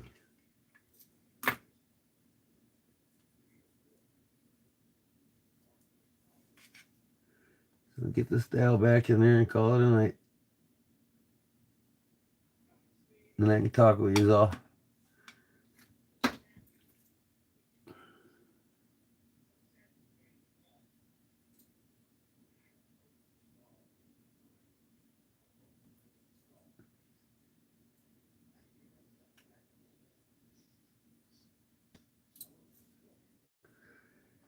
There's 3 set screws. There's 3 posts on the dial on the opposite side that go in a hole where these screws go into. So it holds the dial in place.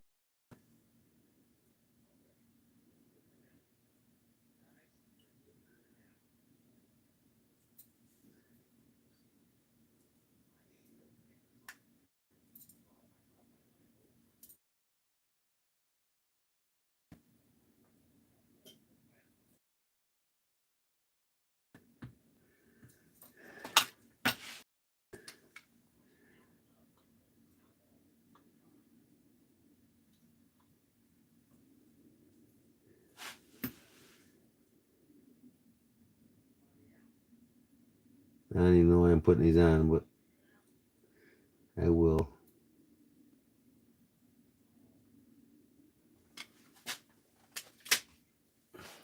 Piece of Radical.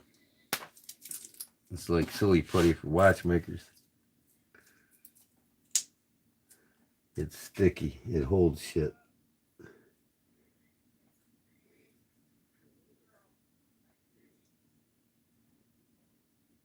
These hands need to get clean too, so that's the minute hand.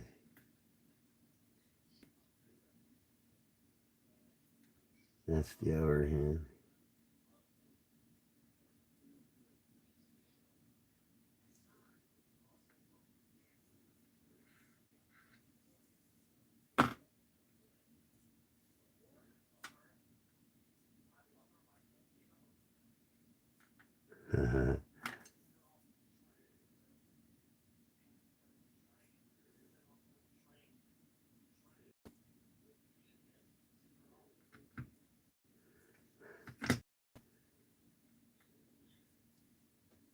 Come on.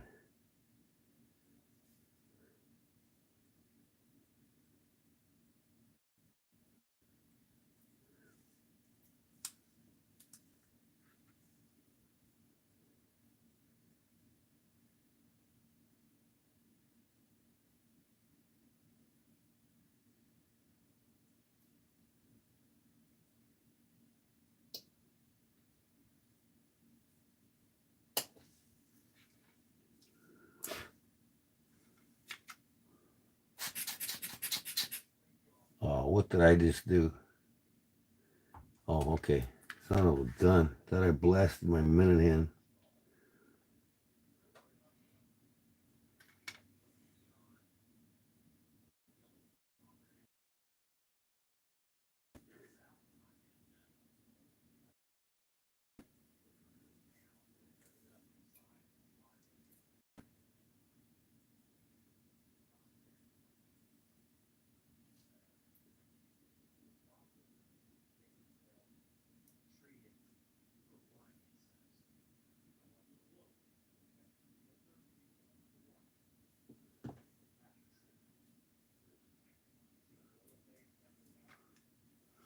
Gordon will make you one. What's that, Paul?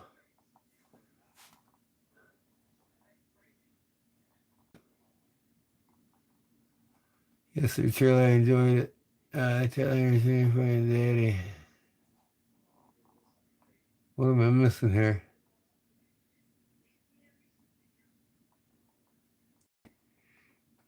Oh, where is Daddy? Daddy's fall asleep. You don't care about watching, Bill. I'm not going to do this every Wednesday, guys. Once in a while, maybe like once a month.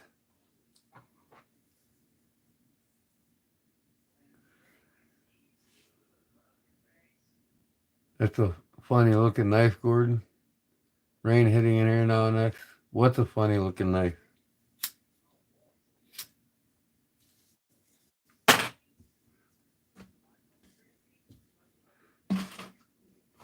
Okay. Now, look at these tweezers, man. Brass is light. They bend easy. Okay.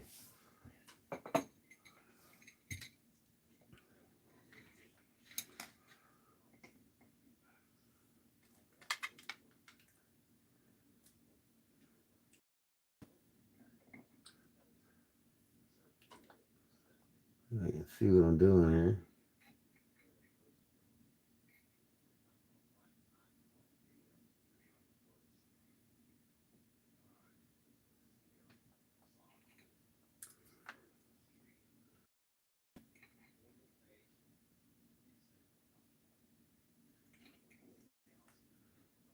That's on. Pull the setting lever. Here's a railroad watch too. The high quality railroad watches had a setting lever where you pull it out. You can't move these dials until you pull that out. In order to do that, you have to take the bezel off the top. It keeps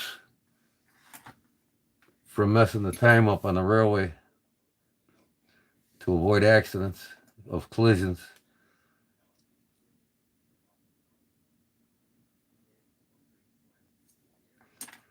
So now, when I stick this in here, it should move the hands.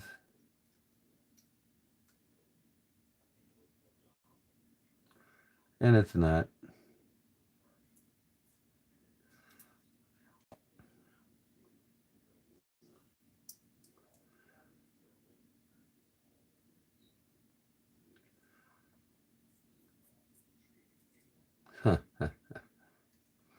I got something jacked up. Part of learning, folks. You get it right sooner or later. And I don't know why them ain't winding.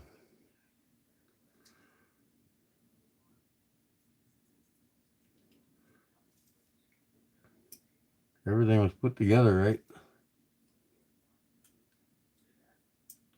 Well, it is what it is, so. All right, I don't have a good crystal for this. This crystal here that came with it. It's just old. Has to be glued on anyway. I'm not gonna. That's a plastic crystal, so I'm gonna get a glass one for it once I get it working. So now,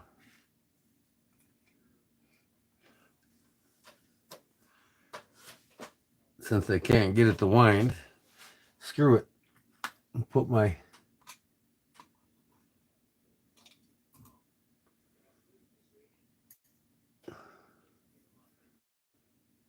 you gotta be very delicate with this because of the hairspring.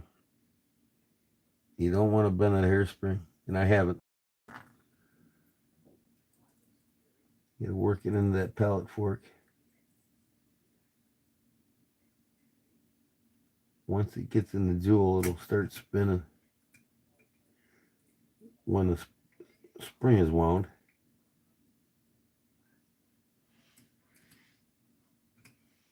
There it is.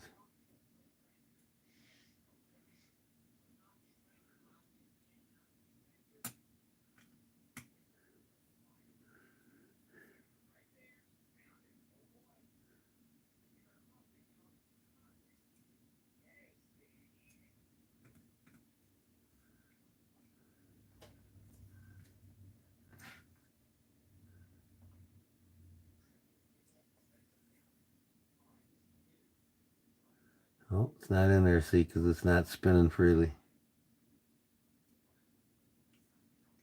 It's got to go in between the pallet fork. These fucking tweezers.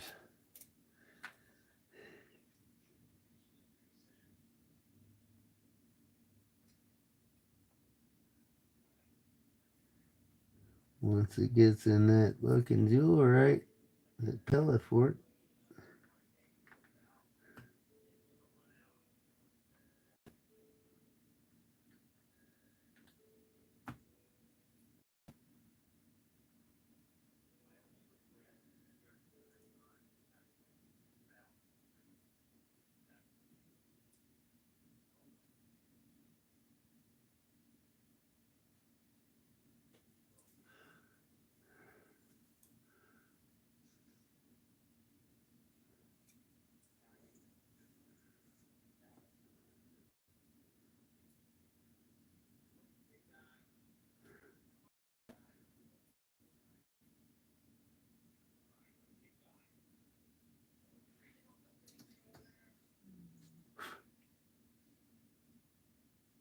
Get in there, man.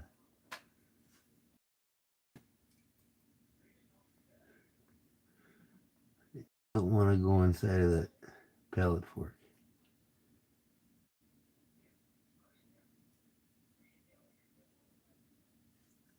Come on.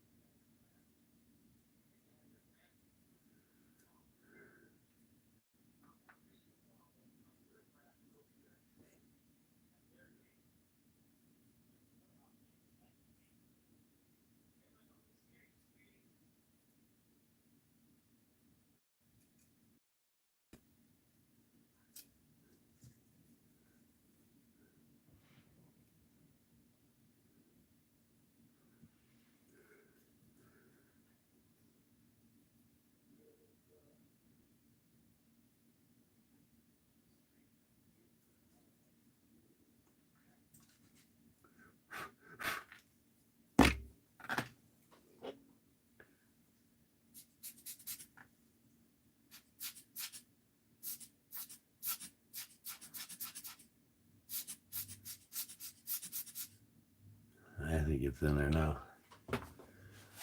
Man.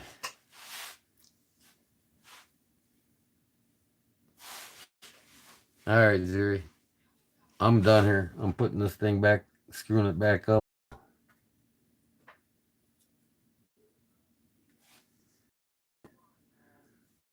One screw.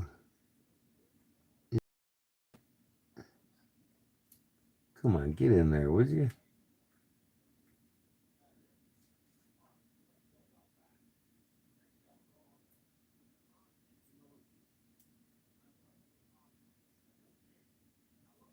Get in there. Oh, yeah. Fall inside the fucking pallet wheel. Cocksucker.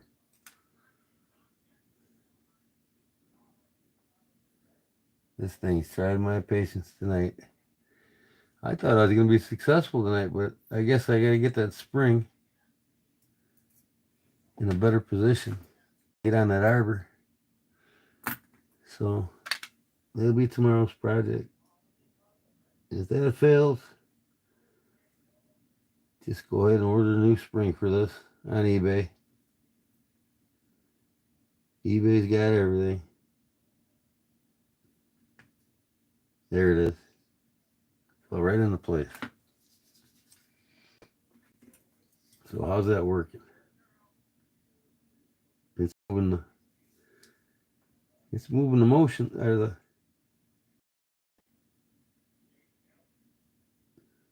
I keep forgetting the damn names of the things.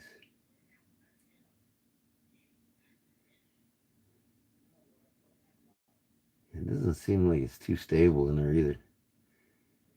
I think I gotta.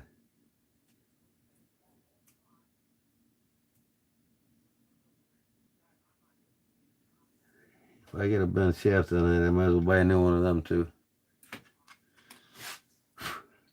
But it seems to want to move.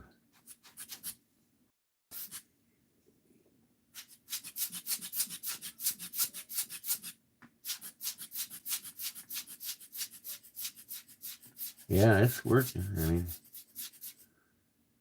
it's but a watchmaker told me if you got any play in it, the arbor on it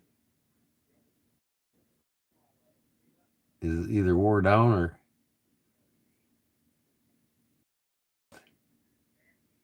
seems like there's a lot of play on it. I mean, it's going back and forth, but once that tension's on a spring, will tell the truth. It shouldn't go like this, you know.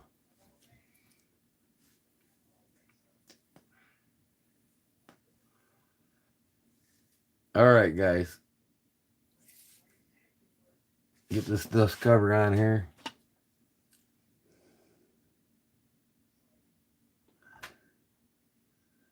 Put it back in the case. I'm done with it for tonight.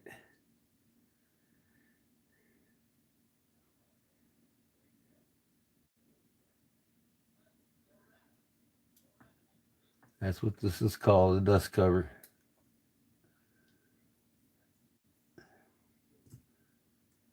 But I like the fact that the thing's at least fucking wanting to go. Yeah, see how it's going like that? Any great watchmaker will tell you it needs a new spindle post.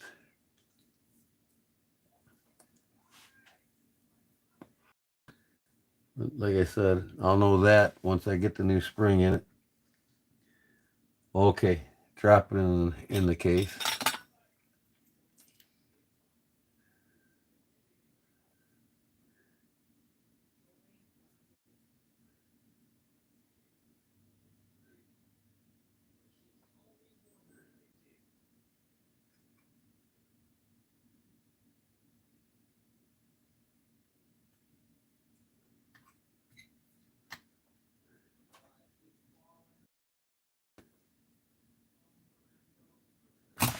Come on.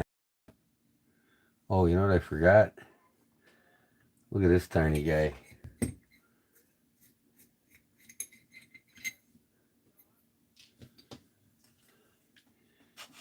Tiny second hand. I'm gonna have to use these brass ones to pick that up. Yes, that's fucking all jacked up.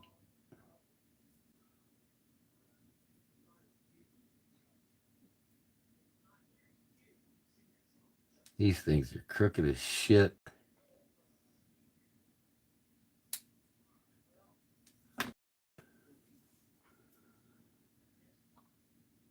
There it is.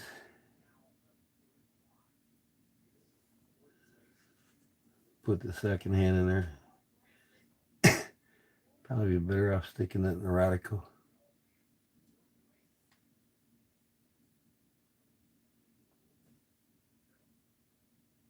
See that? Radical holds on to it.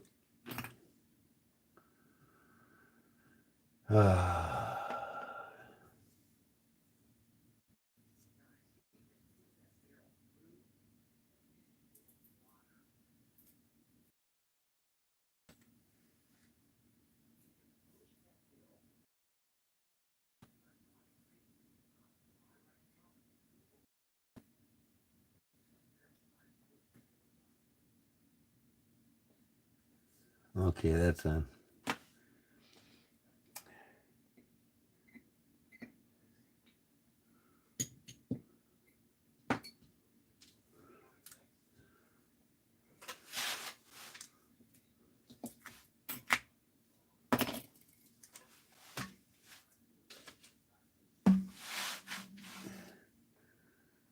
Back in she goes.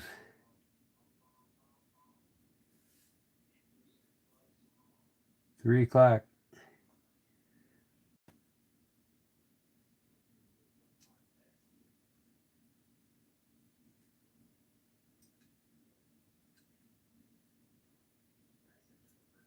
Come on, get in there.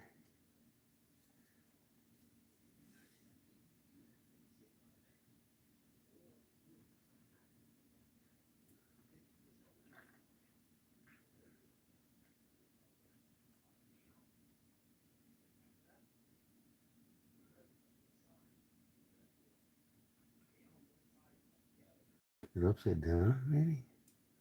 I think it is.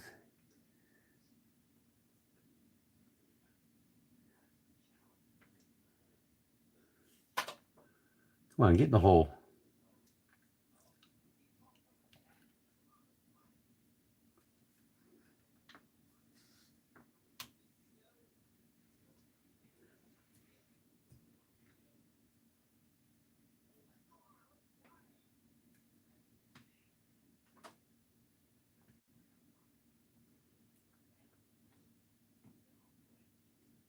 Get in there.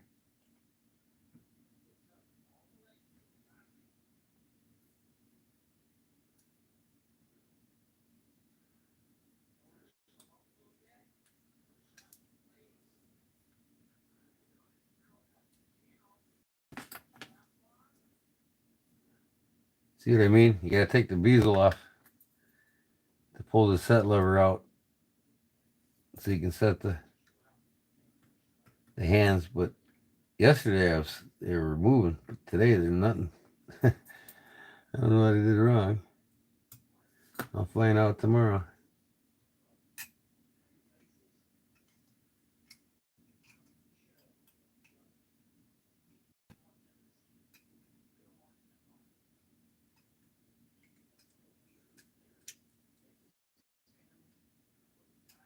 Oh, I know what I'm doing wrong right now.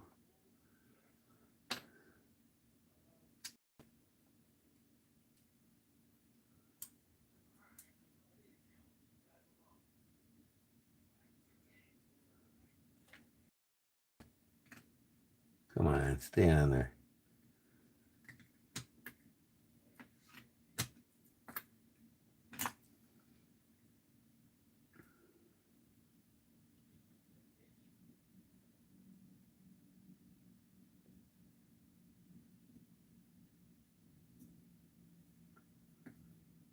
Case set screws. Hold it in.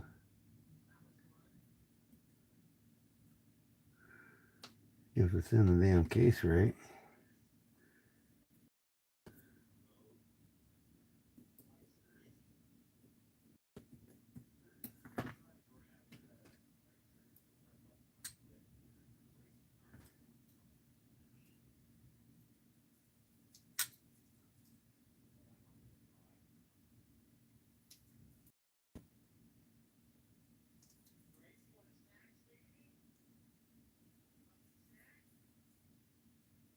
Almost home, guys. Talk knives here in a minute. Gotta show you the new one I got.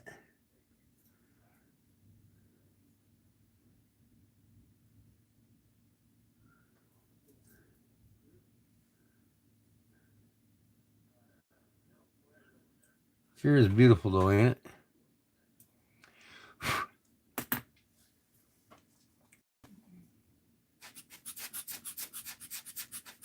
See that post is that? There we go.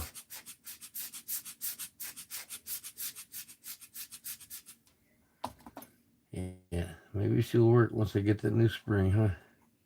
Hey, for 30 bucks, man, this is what you want to practice on.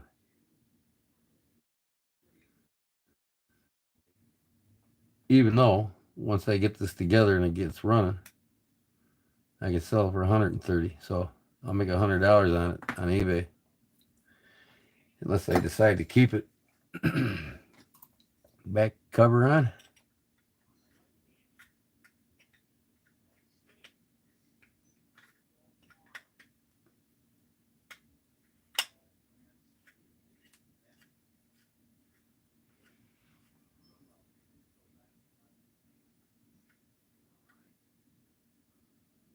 Working on a watch, Bristol. Pocket watch. I tried to put my thumbnail up. I got to figure out what's wrong with my cell phone. Why I can't get my thumbnails in my lives and start it. I can't start it. I can't start my lives once I put a thumbnail in. I go straight to live and go live right away, but then I lose my thumbnail. Something with that damn phone of mine. I'm about ready to tell Verizon to stick it in their ass. $1,600 piece of shit. Z Fold. First month of having it, we're Z Fold. We open it up to get the big picture. It cracked right up the middle. The picture thing from the hinge. I got $100 deductible on insurance. I sent them $100. They're gonna send me another watch or another phone.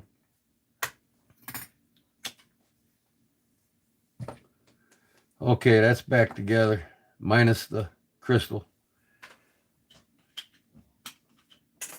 Here's the original crystal. It's yellow. And it's plastic. I want to get a glass crystal for it. So I'll get one of them on eBay too. They're only like about $9. So I'll have, in the spring, will probably be about 15. So I'll have probably about $25 into it. Bought it for 30. That's $55. I can sell it for 150. So I'll make 95 bucks on it.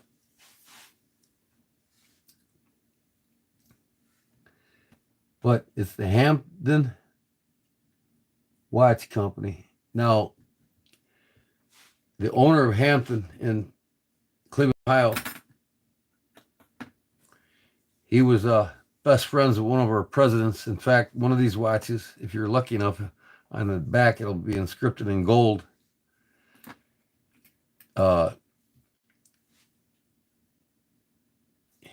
President Hamilton, he was like best friends with the owner of this watch company, so out of Cleveland, Ohio. There's a guy on YouTube that does the same exact movement, and he's got one of them watches he's working on.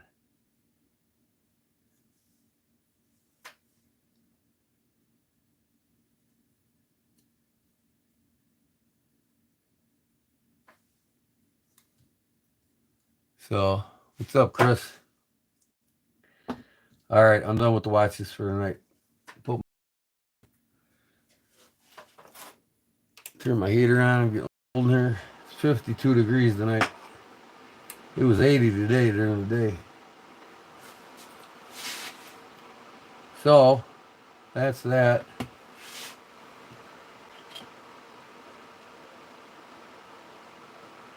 Got this other one for my father-in-law. I got to get a click spring for it. It flung on me, shot across the room. Set, so trying to find one of them is like pulling teeth.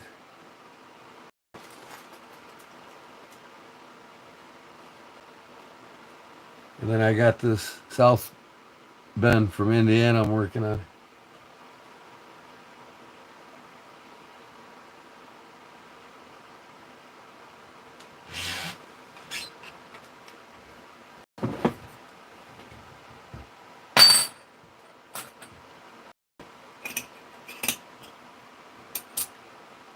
This one's got a silver case. It's a pretty watch. These damn things back together.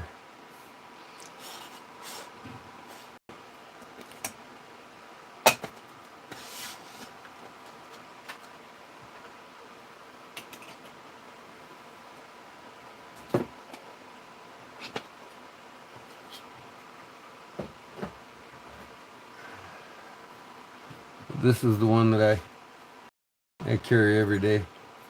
I gotta find me a nice chain for it. This is a Waltham from Massachusetts.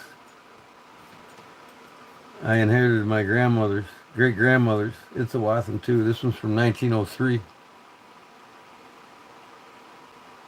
See the second hand's going? Working perfect.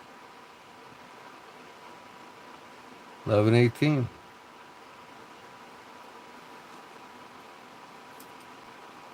All they did with this one was just oil up the jewels and put the cover back on it. I got this one and that other one that I just showed you. The other one was kind of running, but not really. This one stays running, and it works great. I got the two watches for $100. This is a gold-filled case too. Here, I'll take the cover off the back, show you the movement. That's what it looks like when it's running. See how good, how fast that thing's going. Wind up the spring here. Puts the tension on the wheels, runs it.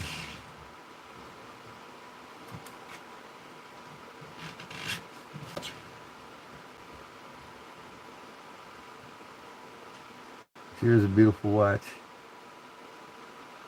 Watson, Massachusetts. Adjusted 17 joules. So it is a railroad watch. 100% railroad grade. Again, 17 joules or more. 17 joules to be a railroad watch. The only thing about this one, it doesn't have a side lever to pull out by taking the crown off, or the bezel off to set the hands. But you gotta pull this out to set the hands so it doesn't really trip it. Love it. Alright, put the tools away.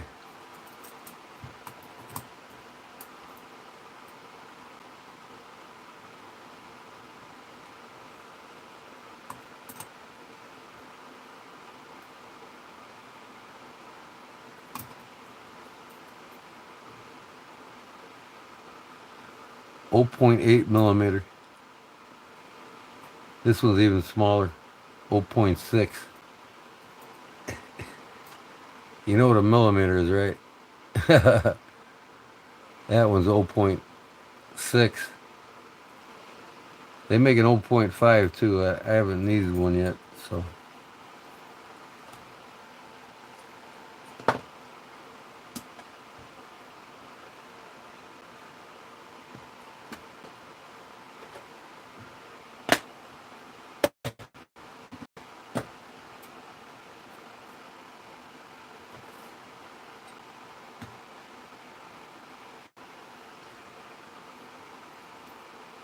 I gotta get some independent hand setters for this. Instead of I'm using this base. So I take it out. I'm gonna get some hand ones. They only cost $6 for a set of 3 on Amazon. Yeah, it's a beautiful one.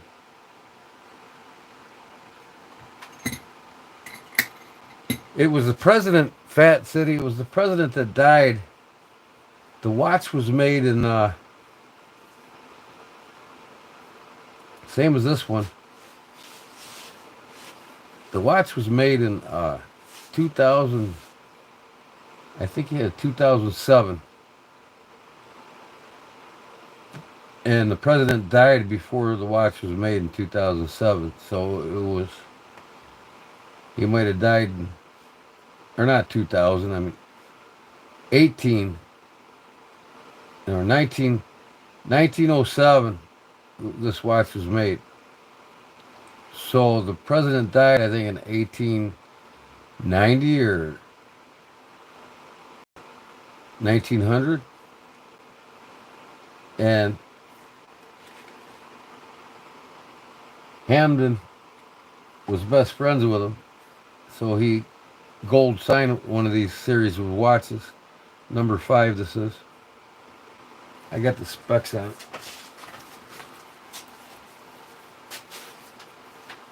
Oh, it's in the damn car. But yeah, he died. The president died before the watch was made, and it was just actually dedicated to him. McKinley. It was McKinley, exactly.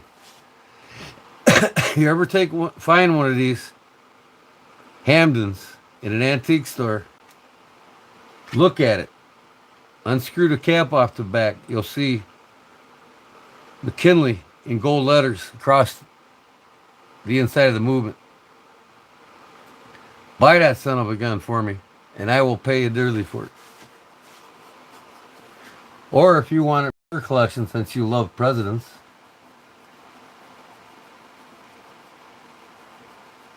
I can service it for you and send it back to you.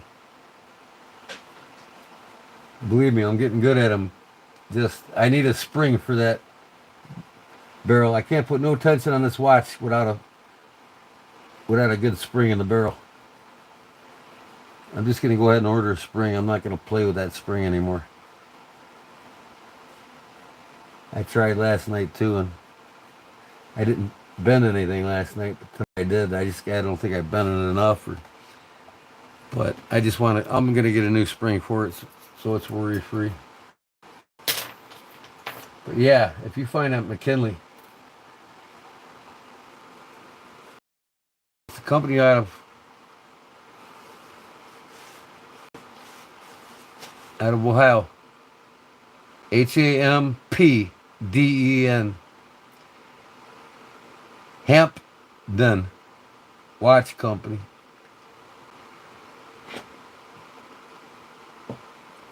Cleveland, Ohio, I think.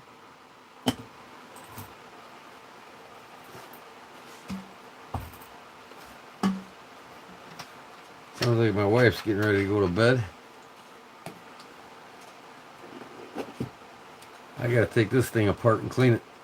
It's got some drywall in it or something. No, I think the sides are collapsed or something. Needs a cleaning. I'll show you the new one I bought today, or yesterday.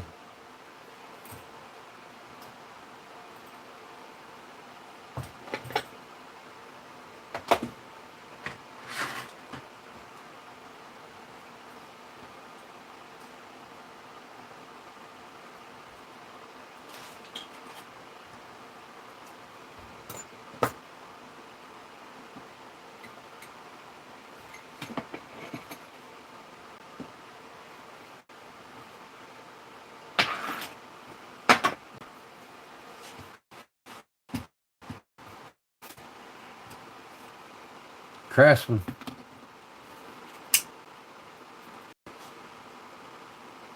I thought at one time it sprung out. It does, but something's keeping it from.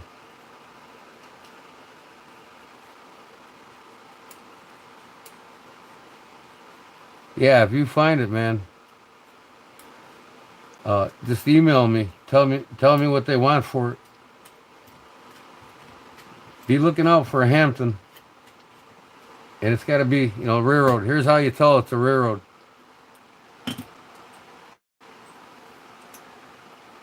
Open case, there's no cover. Okay, if it's got a cover, it's not a railroad watch. Hampton Watch Company across the top in cursive letters. They also have them in bold letters. Like here, you got the Watson with bold. Watson also has cursive letters. Old English letters. But this makes it a pocket, or you got the seconds on the outside in red. Or minutes. 5, 10, 15, 20, 25, 30, 35, 40, 45, 50, 55, 60. And you have the hours. So you got to look for an open face watch with no cover. And the red minutes all the way around it. That makes it a pocket watch. Now see this one here? See how these are? 12 o'clock is your crown, your stem, your winding stem. 3 o'clock for this one. This is called a hunter class. This is called a regular class. You know what I mean? Standard class, pocket watch, hunter class. I got another hunter up here.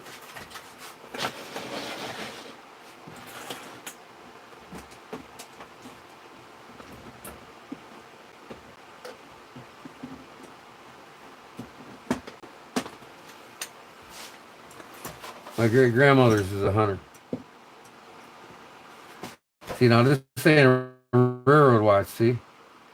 Now look at this one. See how it shines? You would think this is solid, but it's not. 25-year guarantee wear on it. It's a gold filled. So it's been hardly used. Nothing's been wore off of it. And this is a 1903 watch. See here? That's not a pocket. This ain't a railroad watch. These are because they're open faced. But if again you look at this one, this is a number 0. This is a number 16. This is a number. No, this is an 18. This one's a 16. You see how the winding crowns, or the winding stems on the right, that makes it a 100. But this is a 0 and then this is an 18. And also, railroad watches have to have minimum 17 jewels. This one is 21. That one has 17. And I think this one has, like, doesn't say on the outside. I think this one has 17.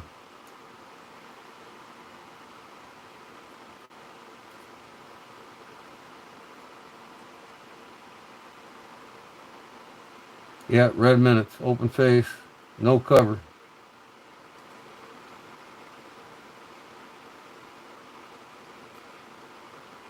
And two, most of them, you can't wind them. You can't wind them. You can't set the hands unless you cover off. Like I told you, and pull that lever out. Set lever, it's called. But not all of them. Not this one, see? I can pull this out and set the hands, see?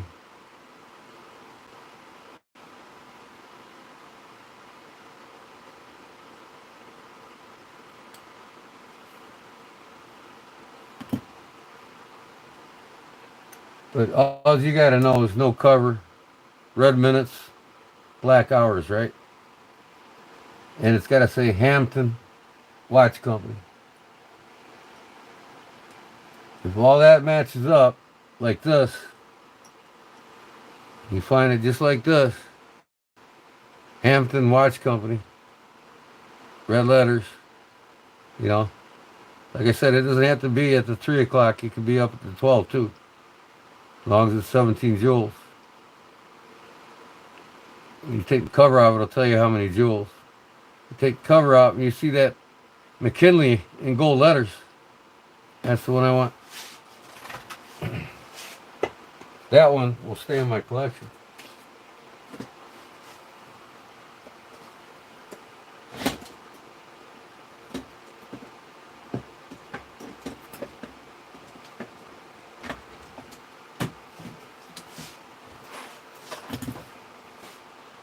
Okay. Now,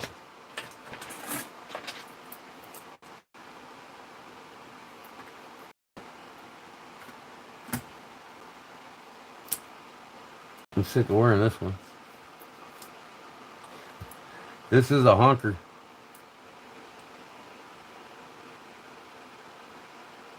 Meager.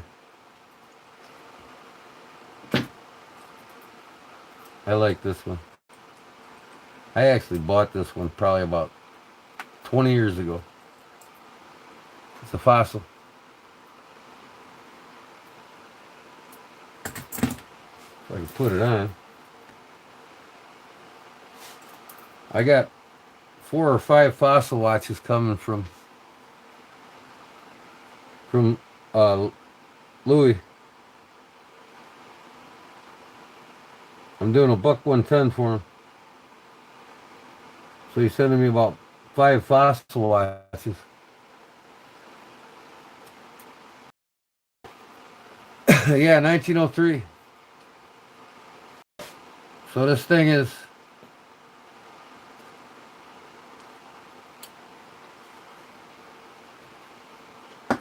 Be 100 years, 2003.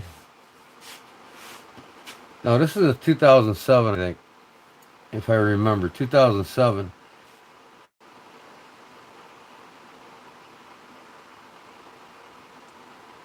But I think it's 100 and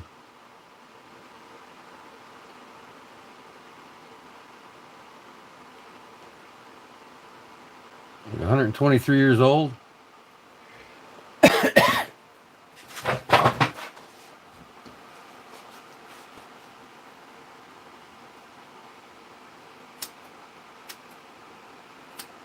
It's just amazing how things work, you know, all that long. And the technology of them changed in over 300 years. So how they operate is this for 300 years. Yeah, I love fossil watches. I collect them.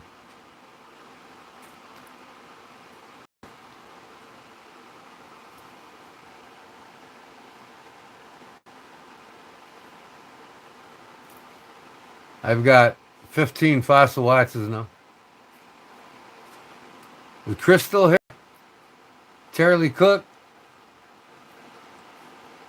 y'all still here? Throw these finger condoms away.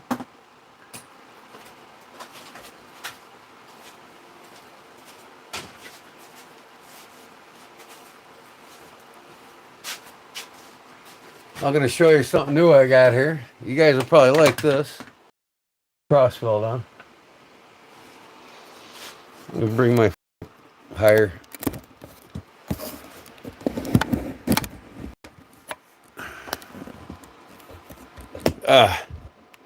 I hate this damn phone stand with a passion.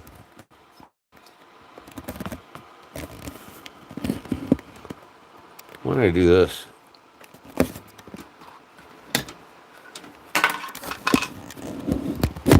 Bring it down more of an angle here so you can see what I'm doing better. There we go. There we go. Charlie's still here. You guys are the late nighters, huh?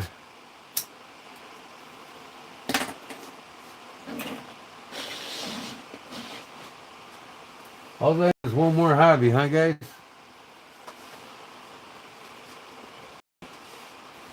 That's it, though, man. Hobbies get expensive. My wife's like, "You're not buying another watch, are you?"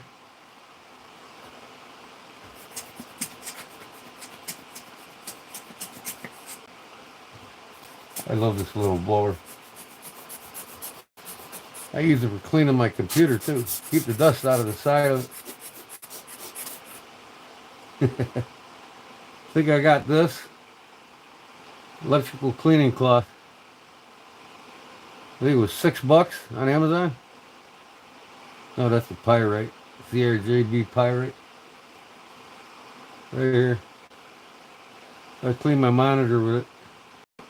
Digital cleaning cloth and the blower. Keeps the dust out of all your shit. But you need one of these when you're watchmaking. Especially when you're doing high-end watches like Rolexes.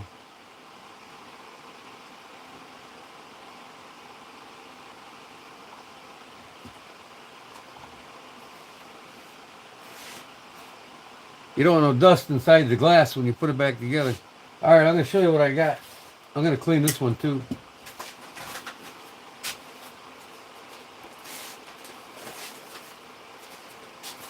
Check this out.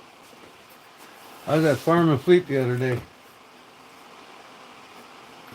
So what you do here, your 20-gallon propane tank, you put this thing on, and you can fill your smaller ones with it, with the 20-gallon. I haven't opened it yet.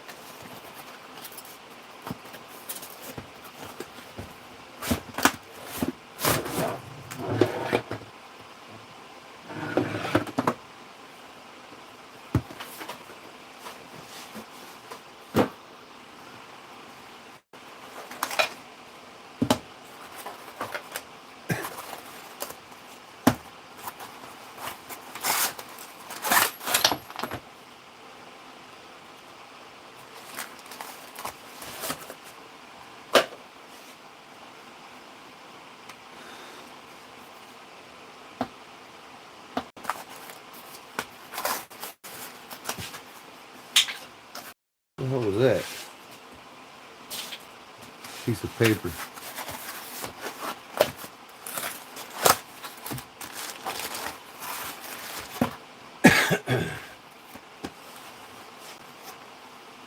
Where's a sharp pocket knife when you need one?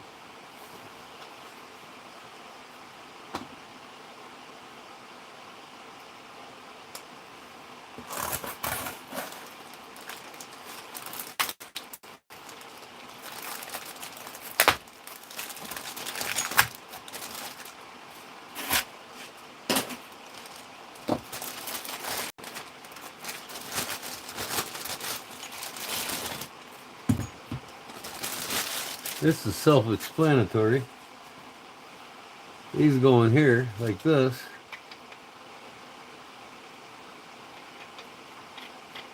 This is what holds your 20-gallon tank.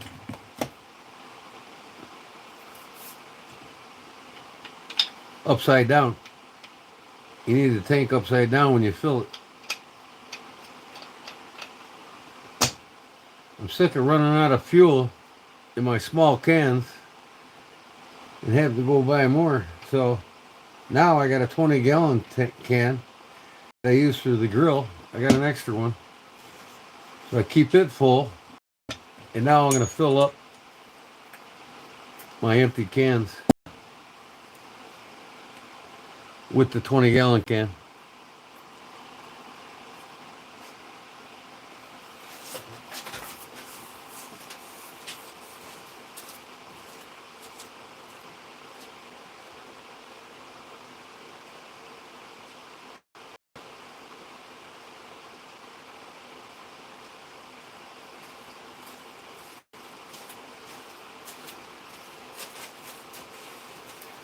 No, I don't have to keep buying these damn things.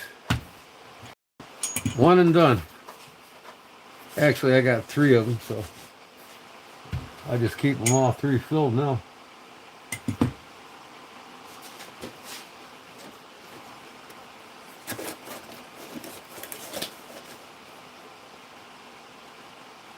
So this goes on the big 20-gallon. And this goes on here.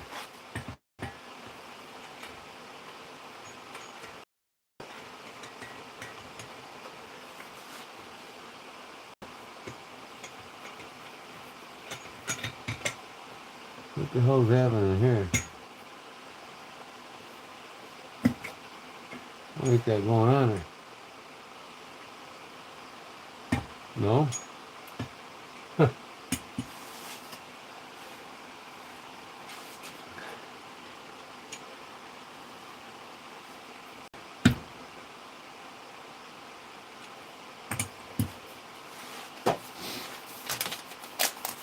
See what we got here.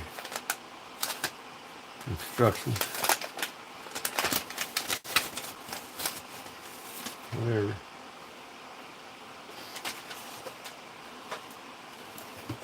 Look at this picture.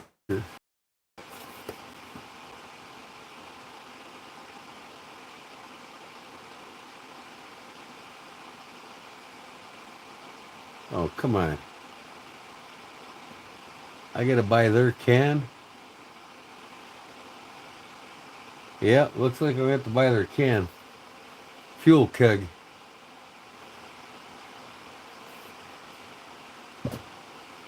I didn't know that. I probably would have bought it. No. I'll buy their can, I guess. But this won't screw on there.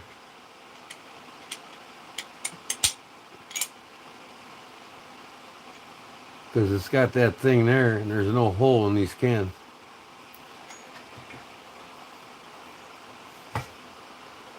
Yep, I gotta buy their fuel keg. It's the same fitting as that. It's just their can.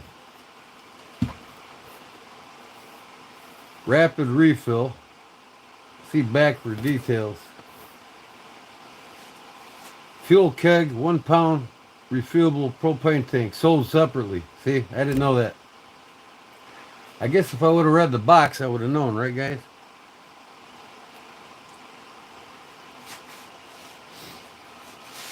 Now I got to buy their fuel keg, which is kind of cool. I mean, it looks the same size as this one.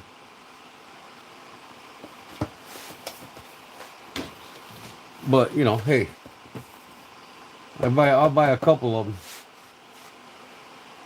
I always have a backup filled up. But it's nice, you know, take your 20 gallon tank upside down and it fills it. Refill, reuse, save money. Fill in approximately 60 seconds. You guys with me still? Nobody's talking.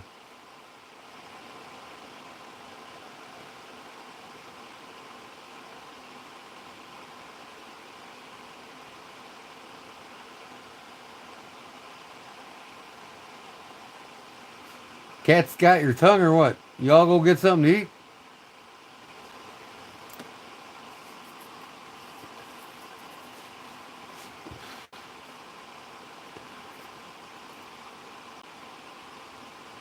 "60-second fuel time. Fill time. 16 ounces, 1 pound. Safety valve. Hello? Anybody there?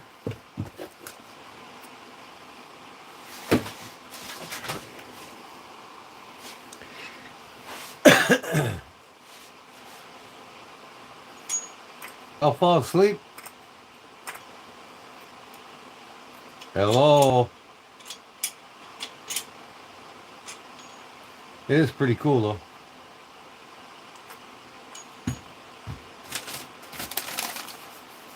So I gotta get me my tank for it.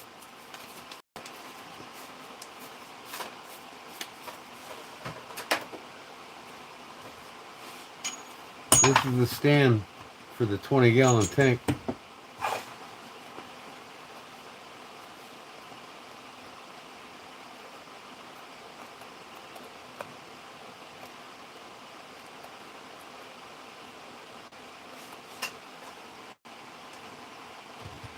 Hello?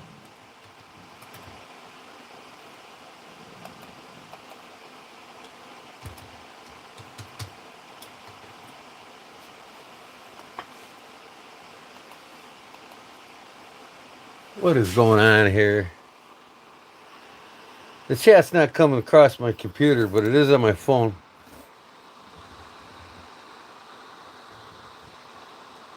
I'm Harry Gordon, my friend. I bought an adapter from Harbor Freight. Used to store about 1 pound can. What adapter?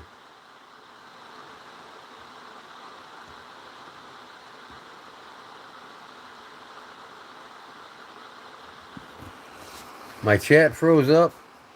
It did on my computer.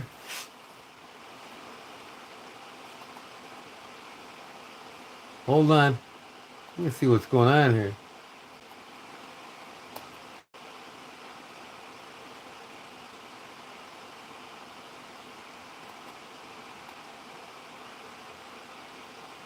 What in the hell is going on here? I can't even chat on my computer now.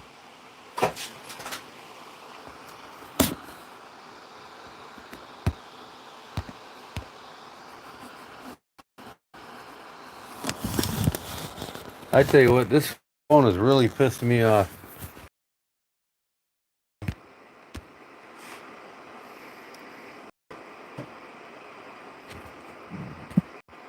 Reconnecting.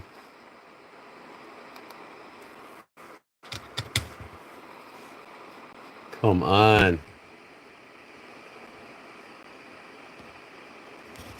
I can't even type in my chat box on my PC.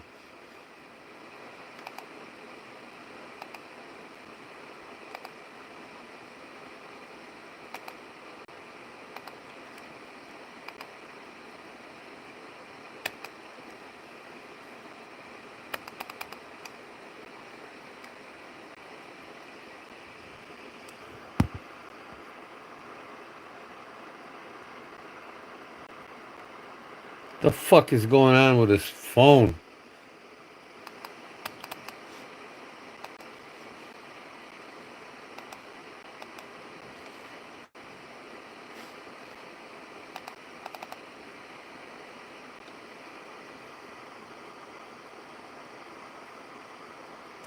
Now I can't even bring my,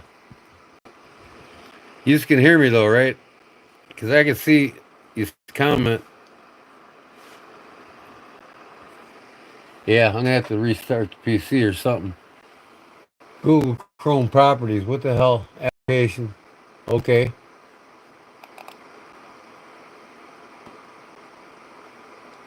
Apply. Apply what?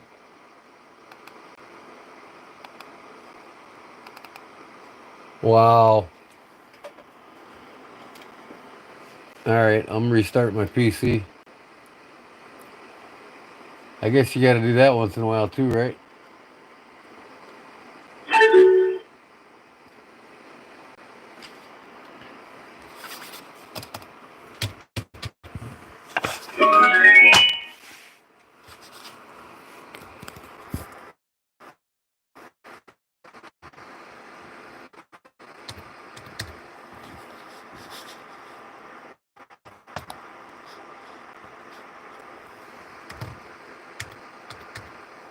I can't even put it in my PC. What is going on here?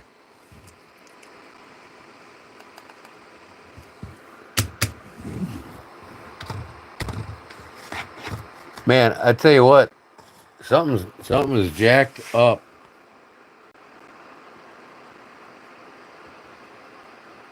You didn't put everybody in timeout, you retard. My PC will not work. Oh my god. Really?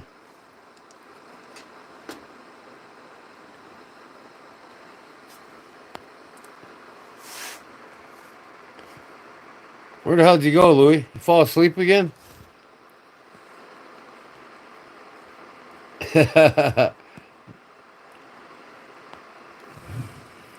We Todd. Oh, I'm not having a meltdown. I'm just trying to get this. Okay. Now turn back on. This is a brand new PC.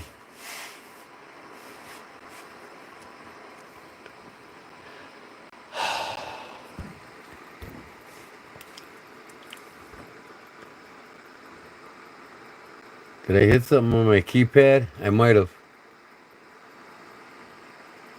I don't know.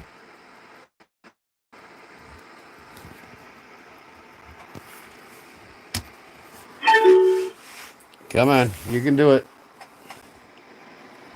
It's on. Now look at that. Now I can't even hardly see the numbers. It's like faded.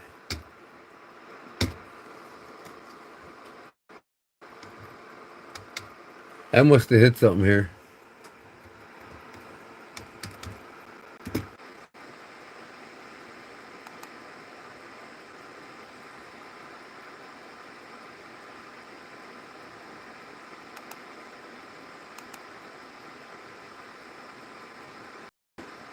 I've got internet service.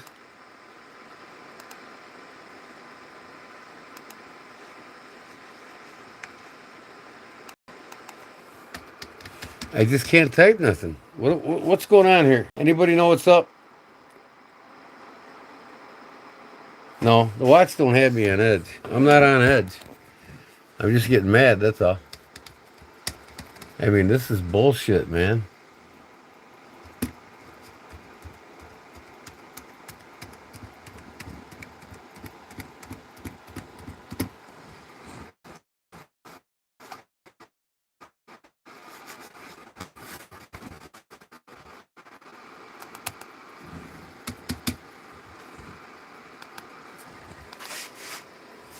Yeah, okay. Russian hackers. All right. Yep.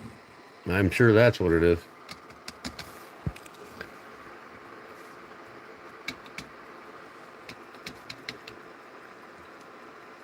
Man, absolutely nothing.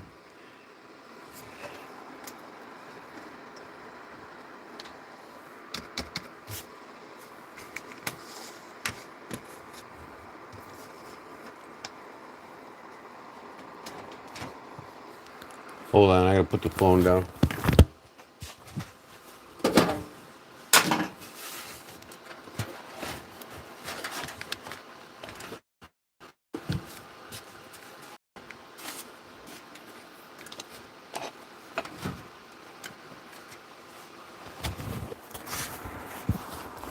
Well, I'm going to put this phone back in a stand, I guess.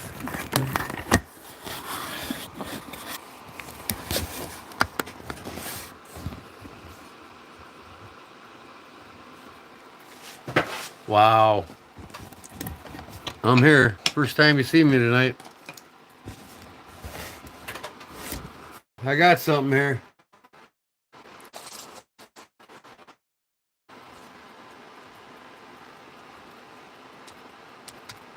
It came alive, folks.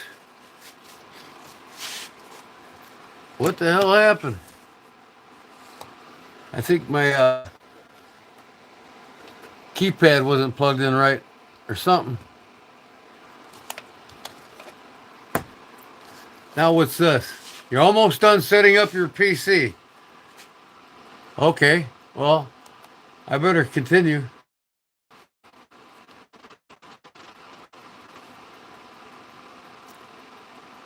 Skip.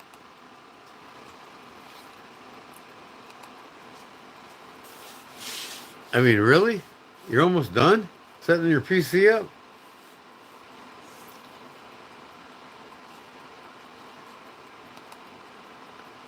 Holy cow.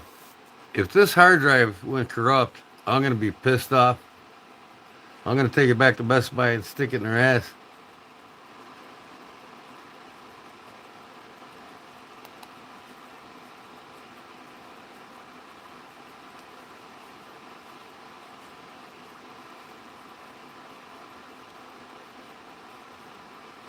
I don't want it.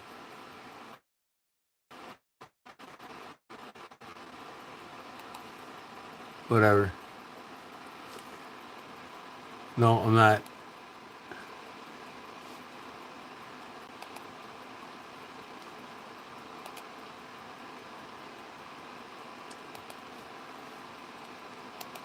Come on, go away. I don't want to fill out all this bullshit.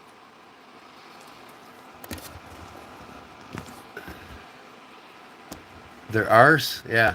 Yeah, they're ours. Bungholio. Bungholio.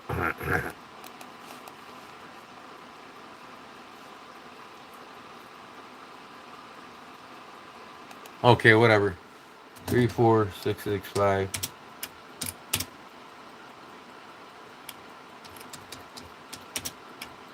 Why do I gotta fill all this crap out now?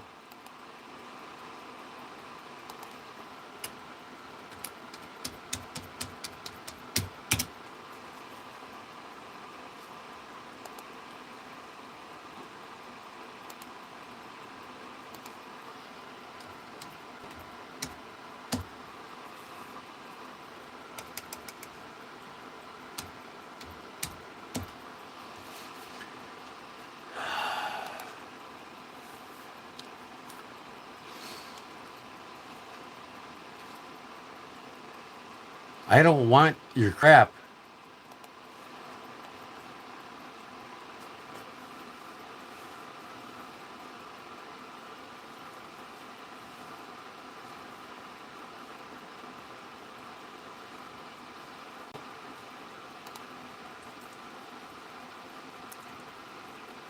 Holy cow. They want me to buy cloud storage. I don't want to buy your crap. Decline. Decline.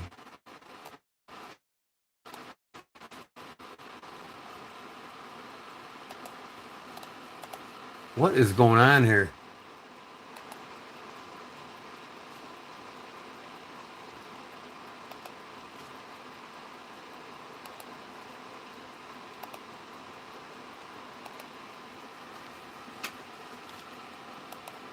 Escape. Escape. Wow, people. I tell you what, man. This is a trip.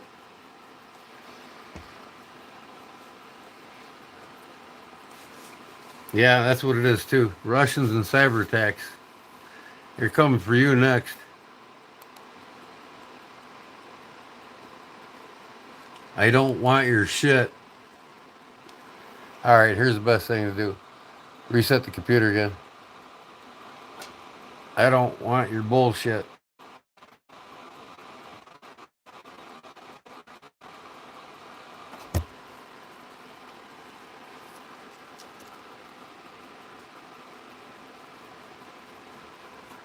No signal.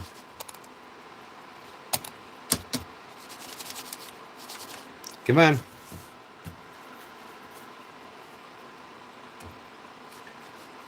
Look at that. And now I can't type my password in again.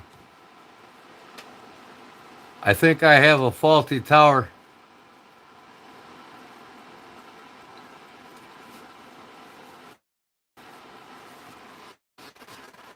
Oh my God. Restart. Restart anyways.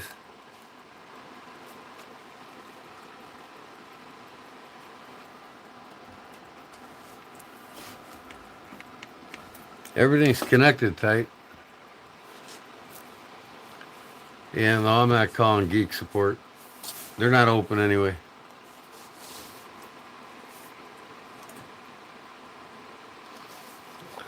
I ain't calling nobody. I'll take it back and shove it in their arse.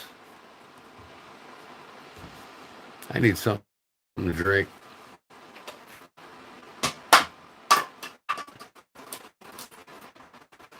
Oh my God. Anyways, this is pretty cool. I gotta get their tank that they make for it. Hook this to a 20-gallon propane tank. Fill her up.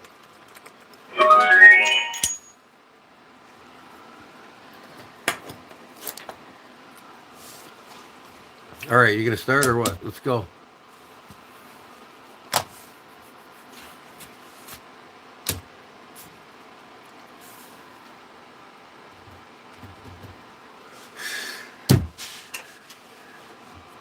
Why?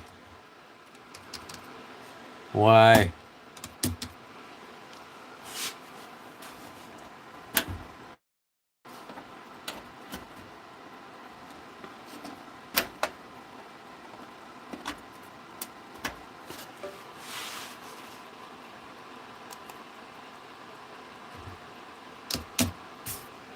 I have no control at all on my PC.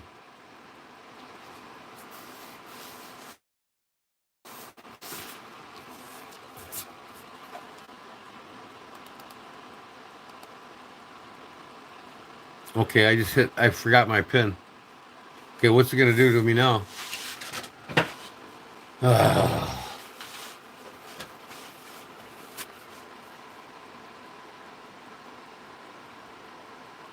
G-Man 8 send code.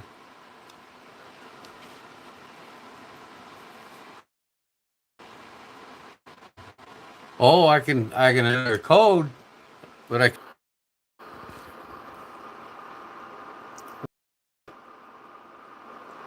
I tell you what, I finally got back to my PC. I'm in control of it again. Now, see if I can chat. Hello.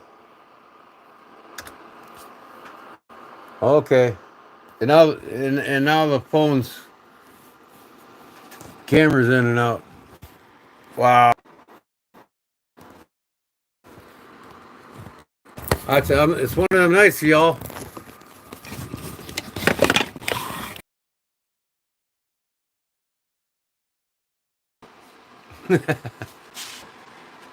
Oh, cause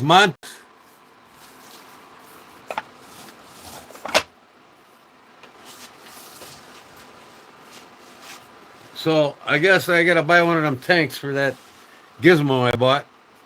Wonder how much that's gonna cost. I paid $38 for that filler.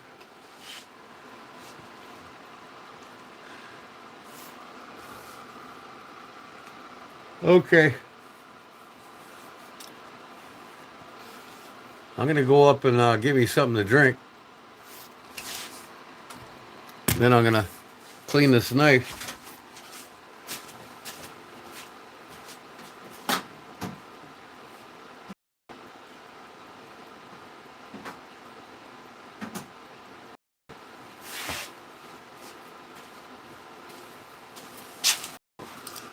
Here's what I got.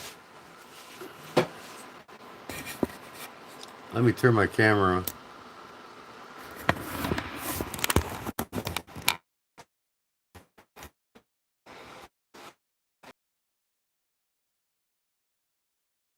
Fixed blade.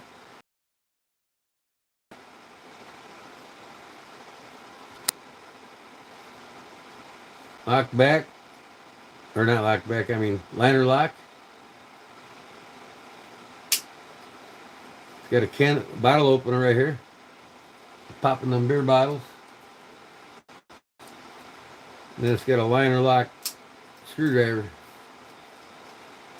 Phillips standard. I need to make one of these, don't I?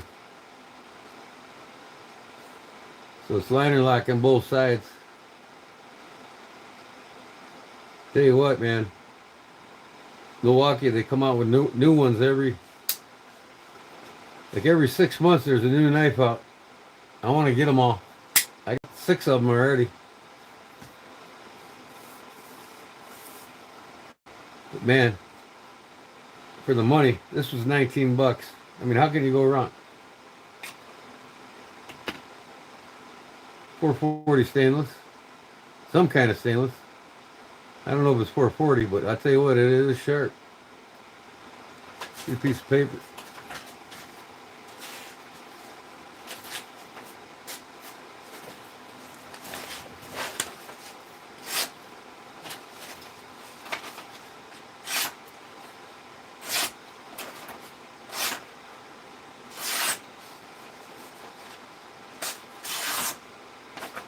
Pretty damn sharp.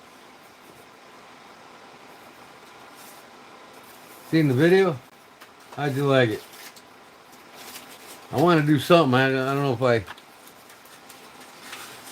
it was okay or not. I guess it was okay.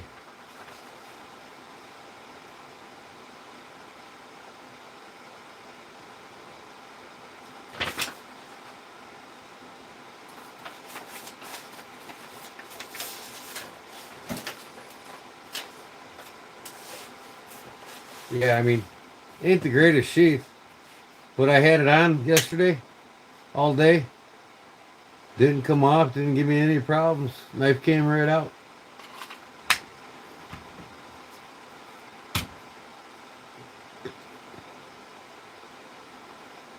Pop the top, my friend.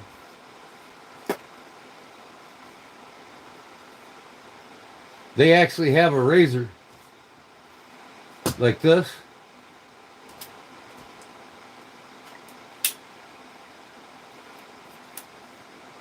And Milwaukee razor like this. It just came out too.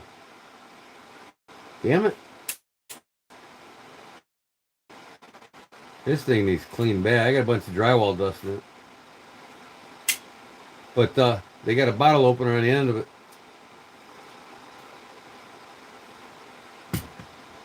Now my phone's all blurry.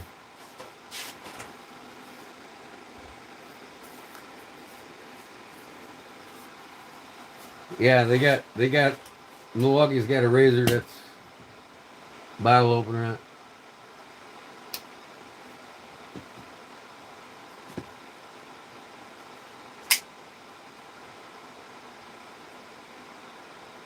See how sharp that is.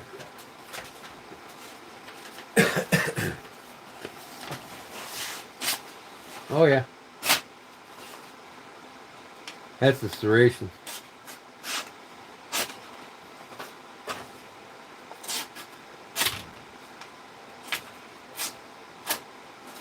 This is a thick paper too. Serration.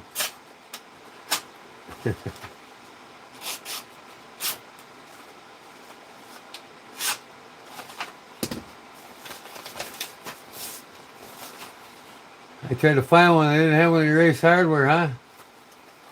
If they don't have them at Erase Hardware, you can get them at Farm and Fleet or Fleet and Farm or whatever you have. Buy any place that deals and sells Milwaukee tools will have these.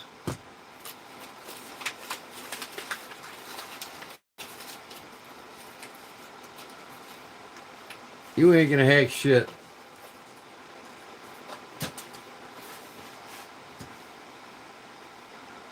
You couldn't even hack your wife.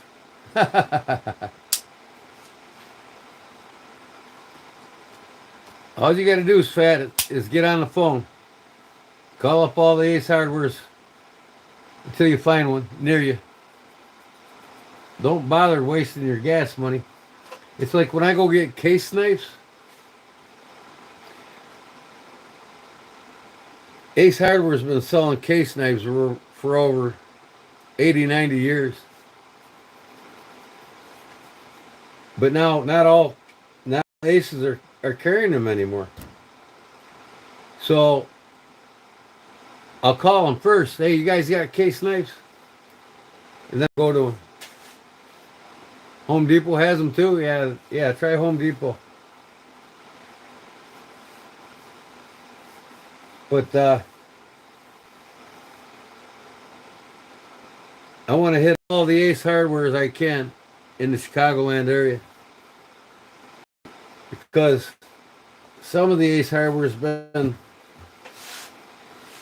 old Ace Hardwares. They've been open 80, 90 years. And knife displays in there from the 50s, 60s. And some of the knives can be 10, 20, 30 years old. Nobody's bought them. And they're still in there. I mean, some of them, 10 dots are most collectible. So you go to the Ace Hardwares and they got 30-year-old brand new case knives with the original packaging and everything. 10 dot from 30, 40 years ago. Makes it worth the trip.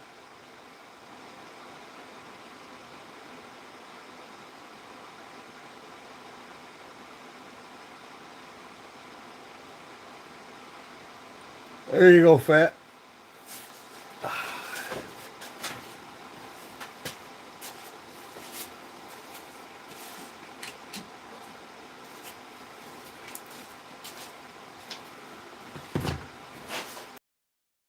Play with it. I put my butter on the blade.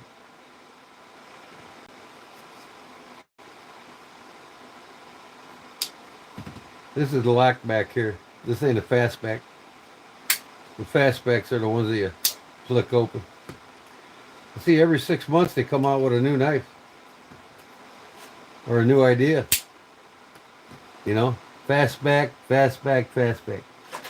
And the good thing about these is they're not ambidextrous, but tip up, tip down, on all of them.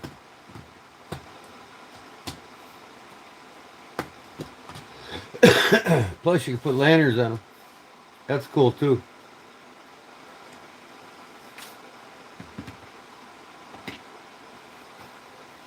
And I tell you, they feel really good in the hand. Every one of them does. And I like these wire clips because they don't tear your pants up like a regular clip does. Like this does.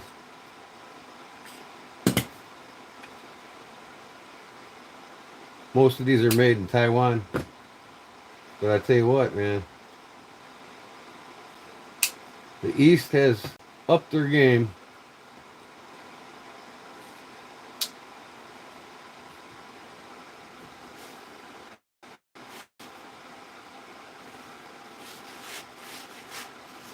I'm going to buy every one I can. I don't know why anybody wouldn't want to buy these. Like some of these were I think one of these were $26. I think the lockback was 24. I mean, come on. And theoretically, say if you just bought one of these, you could use it the rest of your life. These things will not wear out. They got bronze washers in them too. Every one of them.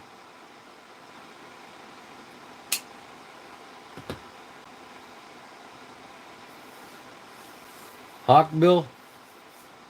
That's the electrician's one.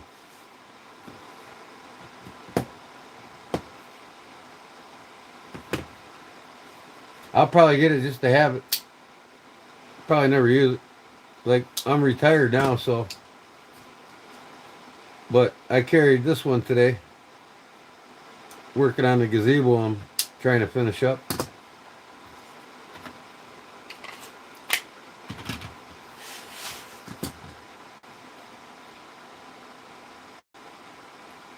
I mean, I don't drink anymore, but it's cool to have a bottle opener on a knife.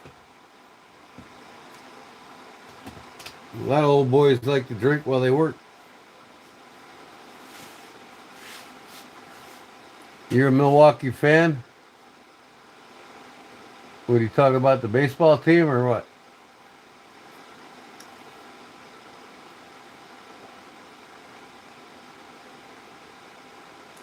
Yeah, I'll probably look for that one too, Charlie. I'm going to go on eBay and see what I can find in the fastbacks. In fact, I think I'll do it right now.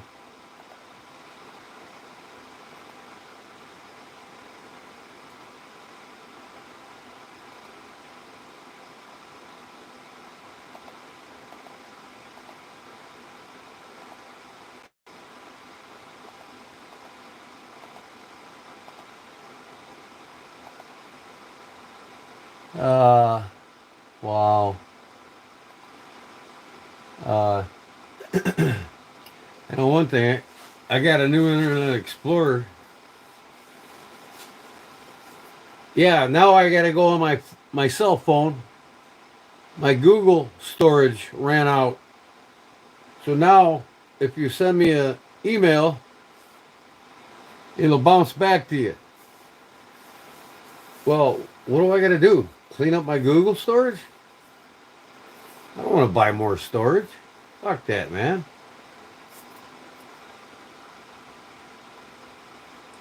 Pardon my French. I'm getting a little vulgar here.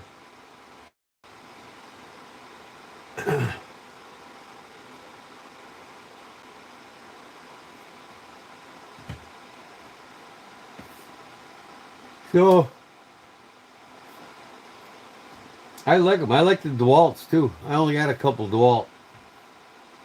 And they're making some great ones too. And I'll tell you one of my favorite ones I got.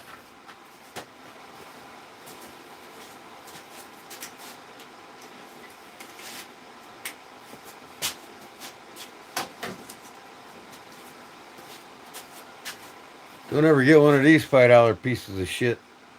I don't buy none of that Massive Force crap at Menards.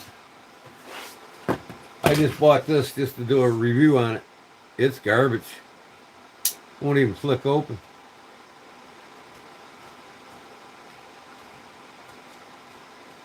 Wow. And then it doesn't want to lock up. See that? This is the electrician's knife here, the Hawkbill you were talking about.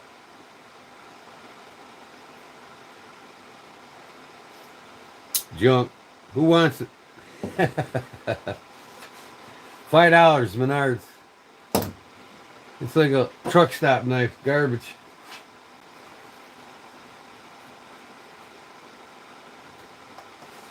Uh-oh. YTM's back. What's going on? Alright. This is not bad, the Cobalt.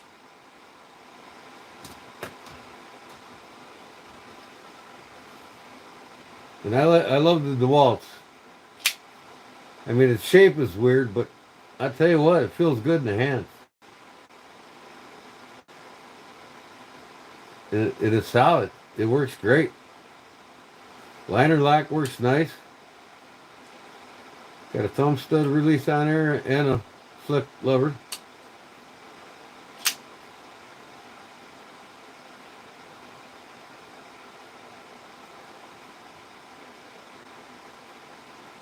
I like that guy. And believe it or not, good old Craftsman. This thing feels really good in the hand. I don't know how it does, but it just does. Here's your liner lock up on top instead of the bottom. Push that in. Isn't that cool?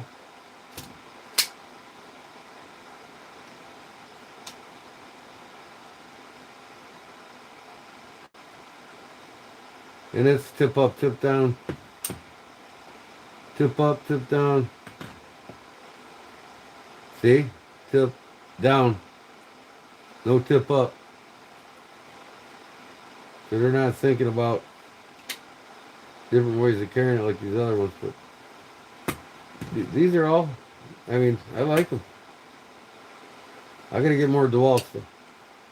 DeWalt, Milwaukee, that's all I really care about. Coble, I got this at Home Depot. This too, Home Depot.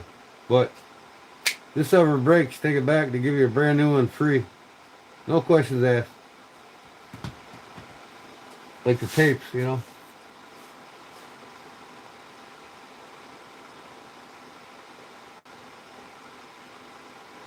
Yeah, I like to see your DeWalt knife. Heavy sucker, huh? I've had several DeWalt knives over my career span as a carpenter. But I use the hell out of them and I don't know where they're at. You know, I lose them. They get stuck in toolboxes and I don't even know they're there for 5-10 years. A lot of Craftsman knives over the years. A lot of DeWalt's. I've had maybe a couple Milwaukee's until I started buying them now. When I was a carpenter, you know, when I was working out of the hall, I'd use the hell out of a knife and then I'd just buy another one 2-3 years down the road.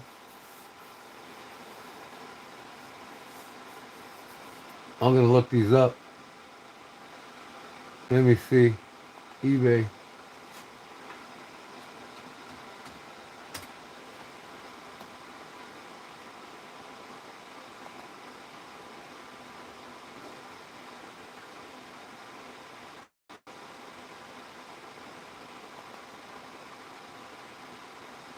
Come on, I'm not signing in. Why do I gotta log in now? Man, this computer was all set up before and now I gotta do this shit. Alright, you know what? I'll get rid of you.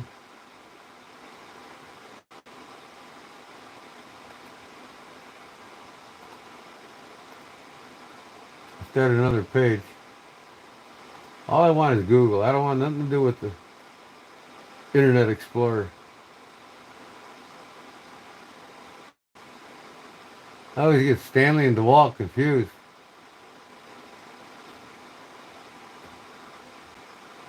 I thought Stanley was red. Hey, there's brown sugar. I'll tell you what, I am done by 1 o'clock.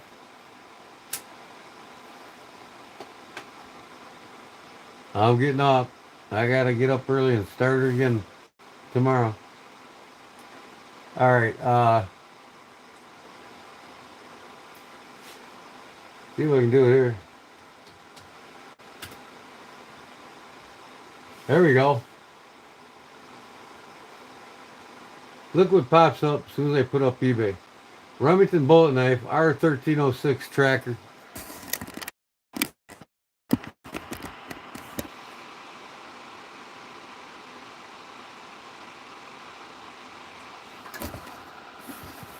Now, what's wrong with my live stream here now? Oh my God, are you kidding me? My phone is cutting out. That's what popped up. This phone is the worst piece of shit I've ever had in my life.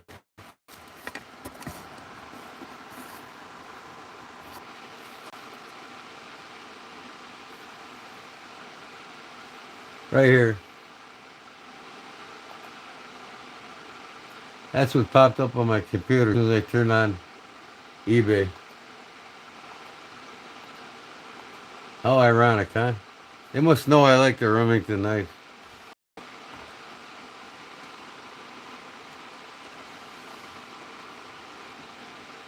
So, I'm going to look here.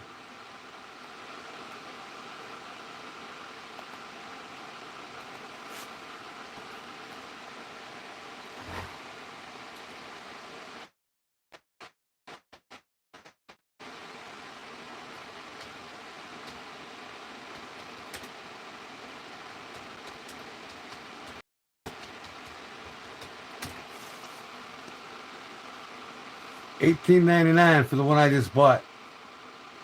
Buy it now. Oh, look at that one. They got a pink one. Somebody must have colored that.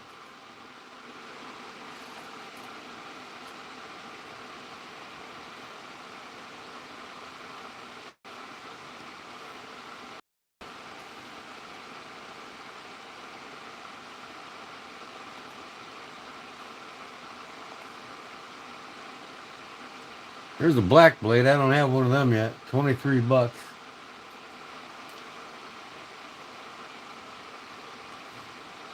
There's the razor with the strap cutter built in for the razor.